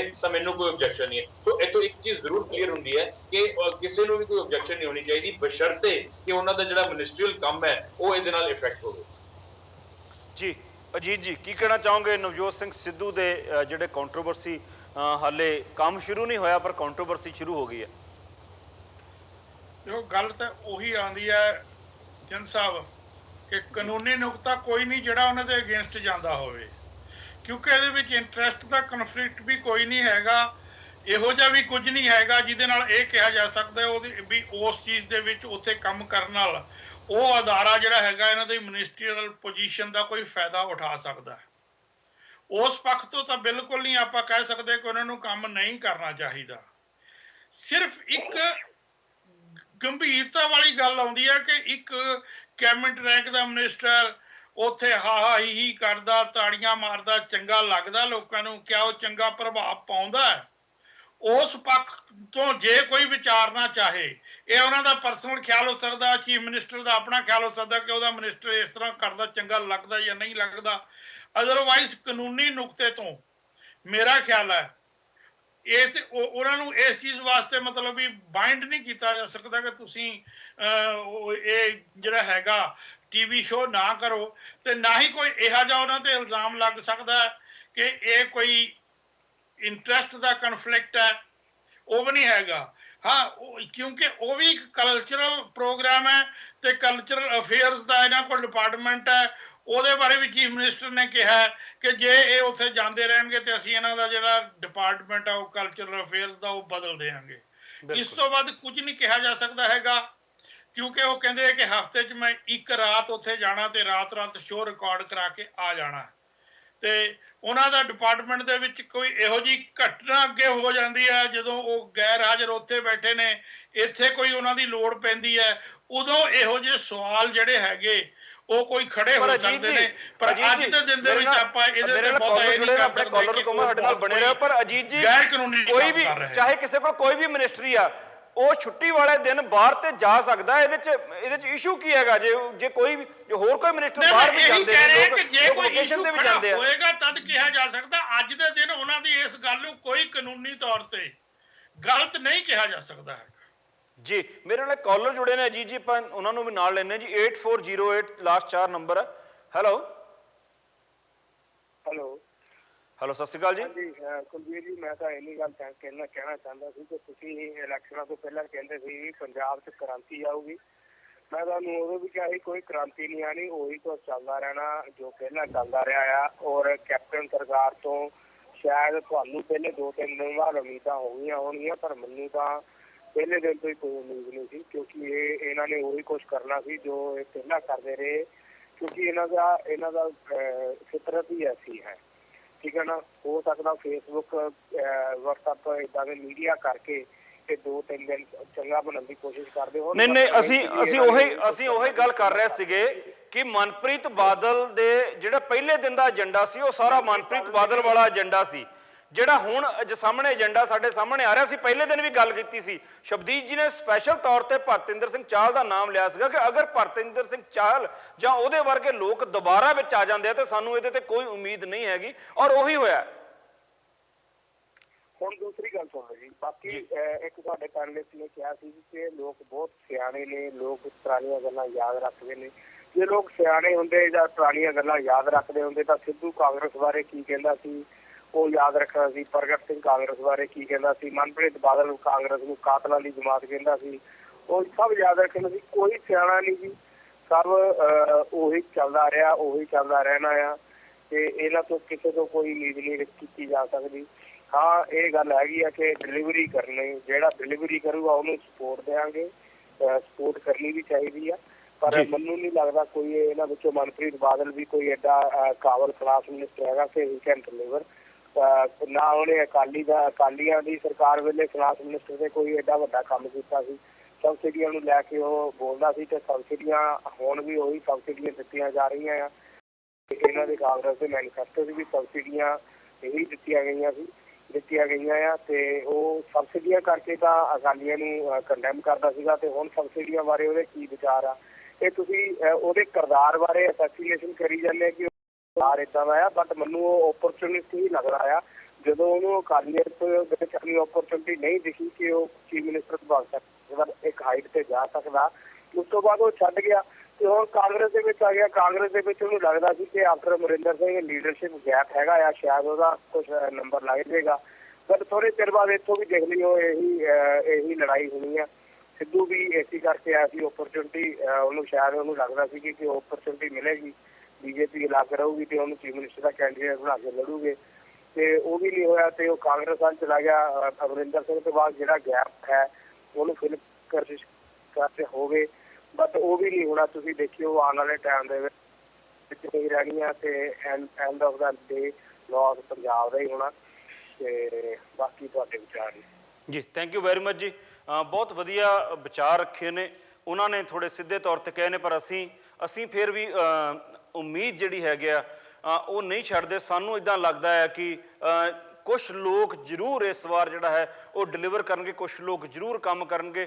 ਅਸੀਂ ਉਹਨਾਂ ਦੇ ਵਿੱਚ ਤਕਰੀਬਨ ਜਿਹੜੀ ਨਵੀਂ ਜਮਾਤ ਆਈ ਹੈ ਇਸ ਵਾਰ ਮਾਫ ਕਰਨਾ ਕਾਂਗਰਸ ਦੇ ਵਿੱਚ ਚੁਣ ਕੇ ਅਸੀਂ ਉਹ ਤੋਂ ਉਮੀਦ ਰੱਖਦੇ ਹਾਂ। ਉਹ ਉਮੀਦ ਤੇ ਦੁਨੀਆ ਕਾਇਮ ਅਸੀਂ ਵੀ ਸਮਝਦੇ ਹਾਂ। ਪਰ ਜਦੋਂ ਵੀ ਕਿਤੇ ਇਸ ਸਰਕਾਰ ਦੀ ਕੋਈ ਵੀ ਐਸੀ ਜੀ ਗੱਲ ਹੋਏਗੀ ਜਿਹਦੇ ਉੱਪਰ ਚਿੰਤਾ ਜਿਹੜੀ ਹੈਗੀ ਹੈ ਜ਼ਰੂਰ ਕਰਨੀ ਬਣੇਗੀ, ਜਿਹਦੇ ਉੱਪਰ ਗੱਲਬਾਤ ਜ਼ਰੂਰ ਹੋਣੀ ਹੋਏਗੀ, ਜਿਹਨੂੰ ਜਿਹੜਾ ਹੈ ਉਹਨੂੰ ਨਿੰਦਿਆ ਕਰਨੀ ਬਣਦੀ ਹੋਏਗੀ, ਅਸੀਂ ਇੱਥੇ ਬੈਠ ਕੇ ਜ਼ਰੂਰ ਕਰਾਂਗੇ। ਕਿਉਂਕਿ ਚੰਗੇ ਔਰ ਮਾੜੇ ਦੋਨਾਂ ਤਰੀਕੇ ਦੇ ਜਿਹੜੇ ਕੰਮ ਹੋਣਗੇ ਅਸੀਂ ਦੋਨਾਂ ਦੇ ਉੱਪਰ ਨਿਗਾਹ ਰੱਖਣੀ ਆ। ਅਸੀਂ ਆਪਣੇ ਦਰਸ਼ਕਾਂ ਨੂੰ ਵੀ ਇਹੀ ਕਹਿੰਦੇ ਆ ਕਿ ਭਾਵੇਂ ਕਿ 5 ਸਾਲ ਸਾਨੂੰ ਪਤਾ ਕਿ ਇਹਨਾਂ ਨੇ ਕਿਤੇ ਨਹੀਂ ਜਾਣਾ, ਪਰ ਇਹਨਾਂ ਦੇ ਇੱਕ ਦਿਨ ਦੀ ਜਿਹੜੀ ਕਾਰਵਾਈ ਹੋਣੀ ਆ ਅਸੀਂ ਉਹਦੇ ਉੱਪਰ ਪੂਰੀ ਨਿਗਾਹ ਰੱਖਣੀ ਆ ਔਰ ਸਹੀ ਨੂੰ ਸਹੀ ਔਰ ਗਲਤ ਨੂੰ ਗਲਤ ਕਹਿਣ ਦਾ ਅਸੀਂ ਜਿਹੜਾ ਪ੍ਰਣ ਜਿਹੜਾ ਲਿਆ ਹੋਇਆ ਅਸੀਂ ਉਹਦੇ ਉੱਪਰ ਹੀ ਰਹਿਣਾ। ਸ਼ਬਜੀਤ ਜੀ, ਚੱਲਦੇ ਚੱਲਦੇ ਤੁਸੀਂ ਸਿੱਧੂ ਵਾਲੇ ਕੇਸ ਦੇ ਵਿੱਚ ਕੁਝ ਕਹਿਣਾ ਚਾਹੋ ਤਾਂ? ਕੁਲਵੀਰ ਜੀ, ਮੈਂ ਕੱਲ ਵੀ ਇੱਕ ਗੱਲ ਕੀਤੀ ਸੀ, ਉਸ ਗੱਲ ਨੂੰ ਇੱਕ ਤਰ੍ਹਾਂ ਨਾਲ ਮੈਂ ਰਿਪੀਟ ਹੀ ਕਰ ਰਿਹਾ। ਗੱਲ ਇਹ ਹੈ ਕਿ ਆਪਣੇ ਆਪ ਦੇ ਵਿੱਚ ਸਿਧਾਂਤ ਦੇ ਤੌਰ ਦੇ ਉੱਤੇ ਕਿਸੇ ਵੀ ਨੇਤਾ ਦਾ ਕੋਈ ਹੋਰ ਕੰਮ ਕਰਨਾ, ਜੇ ਉਹ ਬਿਲਕੁਲ ਸਰਕਾਰੀ ਤੌਰ ਦੇ ਉੱਤੇ 2 ਥਾਵਾਂ ਦੇ ਉੱਤੋਂ ਪੈਸਾ ਜਾਂ ਸੇਵਾਵਾਂ ਨਹੀਂ ਦੇ ਰਿਹਾ ਜਾਂ ਉਹਦਾ ਫਾਇਦਾ ਨਹੀਂ ਲੈ ਰਿਹਾ, ਤਾਂ ਬਿਲਕੁਲ ਉਹ ਕੋਈ ਗੈਰ ਕਾਨੂੰਨੀ ਚੀਜ਼ ਨਹੀਂ ਬਣਦੀ। ਕਿਉਂਕਿ ਜੇ ਕੋਈ ਇੱਕ MLA ਇੱਕ ਫੈਕਟਰੀ ਚਲਾ ਸਕਦਾ, ਜੇ ਖੇਤੀ ਕਰ ਸਕਦਾ, ਤਾਂ ਕੋਈ ਬੰਦਾ ਐਂਟਰਟੇਨ ਇੰਡਸਟਰੀ ਦੇ ਵਿੱਚ ਵੀ ਕੰਮ ਕਰ ਸਕਦਾ ਵਾ। ਮੈਂ ਕੱਲ ਵੀ ਇੱਕ ਸਵਾਲ ਉਠਾਇਆ ਸੀ ਕਿ ਕੈਪਟਨ ਅਮਰਿੰਦਰ ਸਿੰਘ ਕਾਨੂੰਨੀ ਸਲਾਹ ਲੈਣ ਦੇ ਬਹਾਨੇ ਅਸਲ ਦੇ ਵਿੱਚ ਉਹਨਾਂ ਦੇ ਮਨ ਦੇ ਵਿੱਚ ਕੀ ਖੇਡ ਆ ਜਿਹੜੀ ਸਾਨੂੰ ਸਮਝ ਤੋਂ ਹਾਲ ਦੀ ਘੜੀ ਬਾਹਰ ਲੱਗਦੀ ਆ। ਮੈਨੂੰ ਲੱਗਦਾ ਇਹਦੇ ਪਿੱਛੇ ਵੀ ਕੋਈ ਨਾ ਕੋਈ ਗੇਮ ਚੱਲ ਰਹੀ ਆ। ਅਦਰਵਾਈਜ਼ ਮੈਨੂੰ ਤਾਂ ਇਹ ਵੀ ਨਹੀਂ ਲੱਗਦਾ ਕਿ ਇਹਦੇ ਬਾਰੇ ਕੋਈ ਕਾਨੂੰਨੀ ਸਲਾਹ ਲੈ ਜਾਣ ਦੀ ਜ਼ਰੂਰਤ ਸੀ। ਹਾਂ, ਜੇ ਨਵਜੋਤ ਸਿੰਘ ਸਿੱਧੂ ਕਿਸੇ ਐਸੇ ਅਦਾਰੇ ਦਾ ਚੇਅਰਮੈਨ ਬਣ ਜਾਂਦਾ ਜਿਹੜੇ ਅਦਾਰੇ ਨੂੰ ਸਰਕਾਰ ਤੋਂ ਗ੍ਰਾਂਟ ਮਿਲਦੀ ਸੀ, ਜਿਹੜੇ ਅਦਾਰੇ ਦੇ ਵਿੱਚ ਇੱਕ ਵਾਰ ਫਿਰ MLA ਨੇ ਸਰਕਾਰ ਦੀ ਹੀ ਪੈਸਿਆਂ ਦਾ ਇਸਤੇਮਾਲ ਕਰਨਾ ਸੀ, ਤਾਂ ਅਸੀਂ ਕਹਿ ਸਕਦੇ ਸਾਂ ਕਿ ਉਹ ਸਰਕਾਰ ਕੋਲੋਂ ਦੋਹਰੀਆਂ ਸੇਵਾਵਾਂ ਲੈ ਰਿਹਾ ਤੇ ਉਹਦਾ ਫਾਇਦਾ ਲੈ ਰਿਹਾ। ਪ੍ਰਾਈਵੇਟ ਕੋਈ ਵੀ ਬੰਦਾ ਕੋਈ ਵੀ ਕੰਮ ਕਰੇ, ਜੇ ਹੋਰਨਾਂ ਲੋਕਾਂ ਦੇ ਉੱਤੇ ਪ੍ਰਾਈਵੇਟ ਕੰਮ ਦੇ ਵਿੱਚ ਕਾਨੂੰਨੀ ਸਲਾਹ ਦੀ ਜ਼ਰੂਰਤ ਨਹੀਂ ਤਾਂ ਨਵਜੋਤ ਸਿੱਧੂ ਦੇ ਉੱਤੇ ਵੀ ਕਿਉਂ ਜ਼ਰੂਰਤ ਹੈ? ਇਹ ਆਪਣੇ ਆਪ ਦੇ ਵਿੱਚ ਇੱਕ ਸਵਾਲ ਹੈ। ਔਰ ਮੈਂ ਸਮਝਦਾ ਕੈਪਟਨ ਅਮਰਿੰਦਰ ਸਿੰਘ ਬਹੁਤ ਸੁਚੇਤ ਤੌਰ ਤੇ ਇਸ ਕਿਸਮ ਦੀ ਬਹਾਨੇਬਾਜ਼ੀ ਨੂੰ ਆਪਣੇ ਤਰੀਕੇ ਦੇ ਨਾਲ ਵਰਤਣਾ ਚਾਹੁੰਦੇ ਨੇ। ਸ਼ਾਇਦ ਉਹ ਨਵਜੋਤ ਸਿੰਘ ਸਿੱਧੂ ਨੂੰ ਸ਼ੁਰੂਆਤੀ ਦਿਨਾਂ ਦੇ ਵਿੱਚ ਹੀ ਇਸ ਪੋਜੀਸ਼ਨ ਦੇ ਉੱਤੇ ਲਿਆ ਕੇ ਖੜਾ ਕਰ ਦੇਣਾ ਚਾਹੁੰਦੇ ਨੇ, ਜਿਹਦੇ ਬਾਰੇ ਉਹਨਾਂ ਨੇ ਇੱਕ ਵਾਰ ਬਿਆਨ ਵੀ ਦਿੱਤਾ ਸੀ ਜਦੋਂ ਚਰਚੇ ਚੱਲ ਰਹੇ ਸੀ ਕਿ ਨਵਜੋਤ ਸਿੰਘ ਸਿੱਧੂ ਪਾਰਟੀ ਦੇ ਵਿੱਚ ਆਉਣਗੇ ਕਿ ਨਹੀਂ। ਤੇ ਉਹਨਾਂ ਨੇ ਕਿਹਾ ਸੀ ਕਿ ਅਸੀਂ ਜਗਮੀਤ ਸਿੰਘ ਬਰਾੜ ਨੂੰ ਬਾਹਰ ਕੀਤਾ, ਅਸੀਂ ਹੁਣ ਜਗਮੀਤ ਸਿੰਘ ਬਰਾੜ ਵਰਗੀ ਨਵਜੋਤ ਸਿੱਧੂ ਜੋੜੀ ਨੂੰ ਪਾਰਟੀ ਦੇ ਵਿੱਚ ਨਹੀਂ ਲਿਆ ਸਕਦੇ। ਪਾਰਟੀ 'ਚ ਲਿਆਉਣਾ ਉਹਨਾਂ ਦੀ ਮਜਬੂਰੀ ਹੈ, ਪਰ ਪਾਰਟੀ ਦੇ ਵਿੱਚ ਉਹਨਾਂ ਨੂੰ ਥਾਂ ਸਿਰ ਰੱਖਣ ਦੀ ਕੋਸ਼ਿਸ਼ ਸ਼ਾਇਦ ਅਮਰਿੰਦਰ ਸਿੰਘ ਨੇ ਸ਼ੁਰੂਆਤ ਦੇ ਵਿੱਚ ਹੀ ਕਰਤੀ ਹੈ। ਮੈਂ ਇਸ ਚੀਜ਼ ਨੂੰ ਇਸ ਤਰੀਕੇ ਦੇ ਨਾਲ ਦੇਖ ਰਿਹਾ। ਬਿਲਕੁਲ ਸ਼ਬਦੀਪ ਜੀ, ਮੈਂ ਤੁਹਾਡੇ ਨਾਲ ਇਸ ਗੱਲ ਤੇ ਕਿਤੇ ਨਾ ਕਿਤੇ ਸਹਿਮਤ ਹਾਂ ਕਿ ਸਿੱਧੂ ਦਾ ਜਿਹੜਾ ਪ੍ਰਭਾਵ ਹੈ ਉਹ ਕਾਫੀ ਜਾ ਰਿਹਾ ਸੀ ਲੋਕਾਂ ਤੱਕ। ਮਨਪ੍ਰੀਤ ਬਾਦਲ ਦਾ ਪ੍ਰਭਾਵ ਵੀ ਜਿਹੜਾ ਹੈ ਪਹਿਲੇ ਦਿਨ ਤੋਂ ਹੀ ਕਾਫੀ ਜਾ ਰਿਹਾ ਸੀ। ਸ਼ਾਇਦ ਕਿਤੇ ਨਾ ਕਿਤੇ ਕੈਪਟਨ ਸਾਹਿਬ ਨੇ ਜਿਸ ਤਰੀਕੇ ਨਾਲ ਹੁਣ ਗੱਲਬਾਤ ਕਰਨੀ ਸ਼ੁਰੂ ਕੀਤੀ ਆ, ਉਹ ਇਹਨਾਂ ਦਾ ਪ੍ਰਭਾਵ ਜਿਹੜਾ ਹੈ ਉਹਨੂੰ ਘੱਟ ਕਰਨ ਦੀ ਕੋਸ਼ਿਸ਼ ਕਰ ਰਹੇ ਨੇ। ਸਿੱਧੂ ਦਾ ਪ੍ਰਭਾਵ ਤੇ ਮੈਨੂੰ ਲੱਗਦਾ ਕਿ ਕਾਂਗਰਸ ਦੇ ਵਿੱਚ ਉਹ ਬਹੁਤ ਘਟਾ ਦੇਣਗੇ ਜਾਂ ਬਿਲਕੁਲ ਖਤਮ ਹੀ ਕਰ ਦੇਣਗੇ, ਕਿਉਂਕਿ ਇਕੱਲੇ ਕੈਪਟਨ ਸਾਹਿਬ ਹੀ ਨਹੀਂ, ਜਿਹੜੇ ਪੁਰਾਣੇ ਰਵਾਇਤੀ ਜਿਹੜੇ ਲੋਕ ਕੈਪਟਨ ਸਾਹਿਬ ਦੇ ਨਾਲ ਪਿਛਲੇ ਕਾਂਗਰਸ ਤੇ ਜੁੜੇ ਹੋਏ ਨੇ, ਬ੍ਰਹਮ ਮਹਿੰਦਰਾ ਵਰਗੇ ਲੋਕ ਨੇ ਜਿਹੜੇ 6-6 ਵਾਰ ਜਿਹੜੇ ਵਿਧਾਇਕ ਬਣ ਕੇ ਆ ਚੁੱਕੇ ਨੇ, ਰਾਣਾ ਗੁਰਜੀਤ ਸਿੰਘ ਵਰਗੇ ਲੋਕ ਨੇ ਜਿਨ੍ਹਾਂ ਨੇ 25-25 30-30 ਸਾਲ ਕਾਂਗਰਸ ਨੂੰ ਦੇ ਦਿੱਤੇ ਨੇ, ਬਹੁਤ ਸਾਰੇ ਐਸੇ ਲੋਕ ਨੇ ਜਿਨ੍ਹਾਂ ਨੇ 15-15 20-20 ਸਾਲ ਕਾਂਗਰਸ ਨੂੰ ਦਿੱਤੇ ਨੇ। ਉਹਨਾਂ ਦੀ ਜਿਹੜੀ ਪੋਜੀਸ਼ਨ ਹੈਗੀ ਇਸ ਵੇਲੇ ਪੰਜਾਬ ਦੇ ਵਿੱਚ ਕੋਈ ਖਾਸ ਜ਼ਿਕਰਯੋਗ ਨਹੀਂ ਹੈਗੀ, ਉਹ ਕਾਫੀ ਪਿੱਛੇ ਸਿੱਟੇ ਹੋਏ ਲੱਗਦੇ ਨੇ। ਮੈਨੂੰ ਲੱਗਦਾ ਕਿ ਉਹਨਾਂ ਦੀ ਵੀ ਇੰਟਰਨਲ ਤੌਰ ਤੇ ਪੂਰੀ ਕੋਸ਼ਿਸ਼ ਹੋਵੇਗੀ ਕਿ ਕਿਸੇ ਤਰੀਕੇ ਨਾਲ ਪਾਰਟੀ ਦੇ ਵਿੱਚ ਜਿਹੜੇ ਨਵੇਂ ਚਿਹਰੇ ਨਵੇਂ ਚਿਹਰੇ ਉੱਭਰ ਕੇ ਆ ਰਹੇ ਆ ਉਹਨਾਂ ਨੂੰ ਕਿਸੇ ਤਰੀਕੇ ਦੇ ਨਾਲ ਧੁੰਦਲਾ ਕੀਤਾ ਜਾਵੇ, ਤਾਂ ਕਿ ਉਹਨਾਂ ਦੇ ਜਿਹੜਾ ਪਾਰਟੀ ਦੇ ਅੰਦਰ ਜਿਹੜੀ ਉਹਨਾਂ ਦੀ ਜਗ੍ਹਾ ਆ ਉਹ ਬਰਕਰਾਰ ਰਹੇ। ਆਉਣ ਵਾਲਾ ਸਮਾਂ ਹੀ ਦੱਸੇਗਾ ਜੀ ਕਿ ਕੈਪਟਨ ਸਾਹਿਬ ਸਿੱਧੂ ਨੂੰ ਕਿਸ ਲੈਵਲ ਦੇ ਉੱਪਰ ਪਾਰਟੀ ਦੇ ਵਿੱਚ ਰਹਿਣ ਦਿੰਦੇ ਆ ਔਰ ਉਹਨਾਂ ਦਾ ਅਕਸ ਜਿਹੜਾ ਹੈ ਕਿੰਨਾ ਕੁ ਬਰਾਈਟ ਰਹਿਣ ਦਿੰਦੇ ਨੇ ਜਾਂ ਉਹਨੂੰ ਬਿਲਕੁਲ ਧੁੰਦਲਾ ਕਰ ਦਿੰਦੇ ਨੇ। ਮਨਪ੍ਰੀਤ ਬਾਦਲ ਦਾ ਵੀ ਜਿਹੜਾ ਹੈ ਅਗਰ ਇਸ ਤਰੀਕੇ ਦੇ ਨਾਲ ਹੀ ਕਨਫਲਿਕਟ ਵਾਲੇ ਫੈਸਲੇ ਆਉਂਦੇ ਰਹੇ ਤਾਂ ਮੈਨੂੰ ਲੱਗਦਾ ਕਿ ਆਉਣ ਵਾਲੇ ਸਮੇਂ ਦੇ ਵਿੱਚ ਮਨਪ੍ਰੀਤ ਬਾਦਲ ਦਾ ਜੋ ਕਿਰਦਾਰ ਇਸ ਵੇਲੇ ਸਾਨੂੰ ਦਿਖ ਰਿਹਾ, ਆਉਣ ਵਾਲੇ ਸਮੇਂ ਦੇ ਵਿੱਚ ਉਹ ਵੀ ਸਾਨੂੰ ਧੁੰਦਲਾ ਹੁੰਦਾ ਦਿਖੇਗਾ ਕਾਂਗਰਸ ਸਰਕਾਰ ਦੇ ਵਿੱਚ। ਉਮੀਦ ਇਹੀ ਕਰਦੇ ਹਾਂ ਕਿ ਜਿਹੜੀਆਂ ਇਹੋ ਜਿਹੀਆਂ ਕਾਰਵਾਈਆਂ ਹੁਣੇ ਕਾਂਗਰਸ ਵਿੱਚ ਸ਼ੁਰੂ ਹੋਈਆਂ ਇਹਨਾਂ ਨੂੰ ਜਲਦੀ ਜਿਹੜਾ ਹੈ ਕਾਂਗਰਸ ਰਿਜ਼ੋਲਵ ਕਰ ਲੈ, ਨਹੀਂ ਤਾਂ ਇਹਦਾ ਜਿਹੜਾ ਨੁਕਸਾਨ ਹੈ ਉਹ ਸਿੱਧੇ ਤੌਰ ਦੇ ਉੱਪਰ ਸਾਨੂੰ ਪੰਜਾਬੀਆਂ ਨੂੰ, ਸਾਡੇ ਪੰਜਾਬ ਨੂੰ ਹੀ ਉਠਾਉਣਾ ਪੈਣਾ। ਅਗਰ ਸਰਕਾਰ ਦੇ ਵਿੱਚ ਆਪਸ ਦੇ ਵਿੱਚ ਇਤਫਾਕ ਨਹੀਂ ਹੋਊਗਾ, ਆਪਸ ਦੇ ਵਿੱਚ ਇਹਨਾਂ ਦੀ ਕੋਈ ਆਪਸ ਦੇ ਵਿੱਚ ਸਾਂਝੇਦਾਰੀ ਨਹੀਂ ਹੋਊਗੀ, ਤਾਂ ਮੈਨੂੰ ਨਹੀਂ ਲੱਗਦਾ ਪੰਜਾਬ ਵਾਸਤੇ ਕੋਈ ਬਹੁਤ ਵਧੀਆ ਕਾਂਗਰਸ ਸਰਕਾਰ ਜਿਹੜੀ ਆ ਉਹ ਕੰਮ ਕਰ ਸਕਦੀ ਹੋਵੇ। ਸਮਾਂ ਹੋ ਗਿਆ ਜੀ ਸਾਡੀ ਪਹਿਲੀ ਅੱਜ ਦੀ ਭਖਤ ਦੀਆਂ ਖਬਰਾਂ ਦੀ ਗੱਲਬਾਤ ਦੀ ਸਮਾਪਤੀ ਦਾ। ਸ਼ਬਦੀਪ ਜੀ, ਅਜੀਤ ਜੀ, ਪਰਮੀਤ ਜੀ ਤੇ ਸੀਪੀ ਜੀ ਮੇਰੇ ਨਾਲ ਜੁੜਨ ਵਾਸਤੇ ਤੁਹਾਡਾ ਬਹੁਤ ਬਹੁਤ ਧੰਨਵਾਦ। ਤੇ ਪ੍ਰੋਗਰਾਮ ਦੇਖ ਰਹੇ ਸਾਰੇ ਦਰਸ਼ਕਾਂ ਦਾ ਵੀ ਕੁਲਵੀਰ ਥਿੰਦ ਵੱਲੋਂ ਧੰਨਵਾਦ। ਕਾਲ ਕਰਕੇ ਆਪਣੇ ਵਿਚਾਰ ਰੱਖਣ ਵਾਲੇ ਦਰਸ਼ਕਾਂ ਦਾ ਵੀ ਬਹੁਤ ਬਹੁਤ ਧੰਨਵਾਦ ਜੀ। ਮਿਲਦੇ ਹਾਂ ਇੱਕ ਬ੍ਰੇਕ ਤੋਂ ਬਾਅਦ ਭਖਤ ਦੀਆਂ ਖਬਰਾਂ ਦੇ ਦੂਸਰੇ ਸੈਗਮੈਂਟ ਦੇ ਨਾਲ।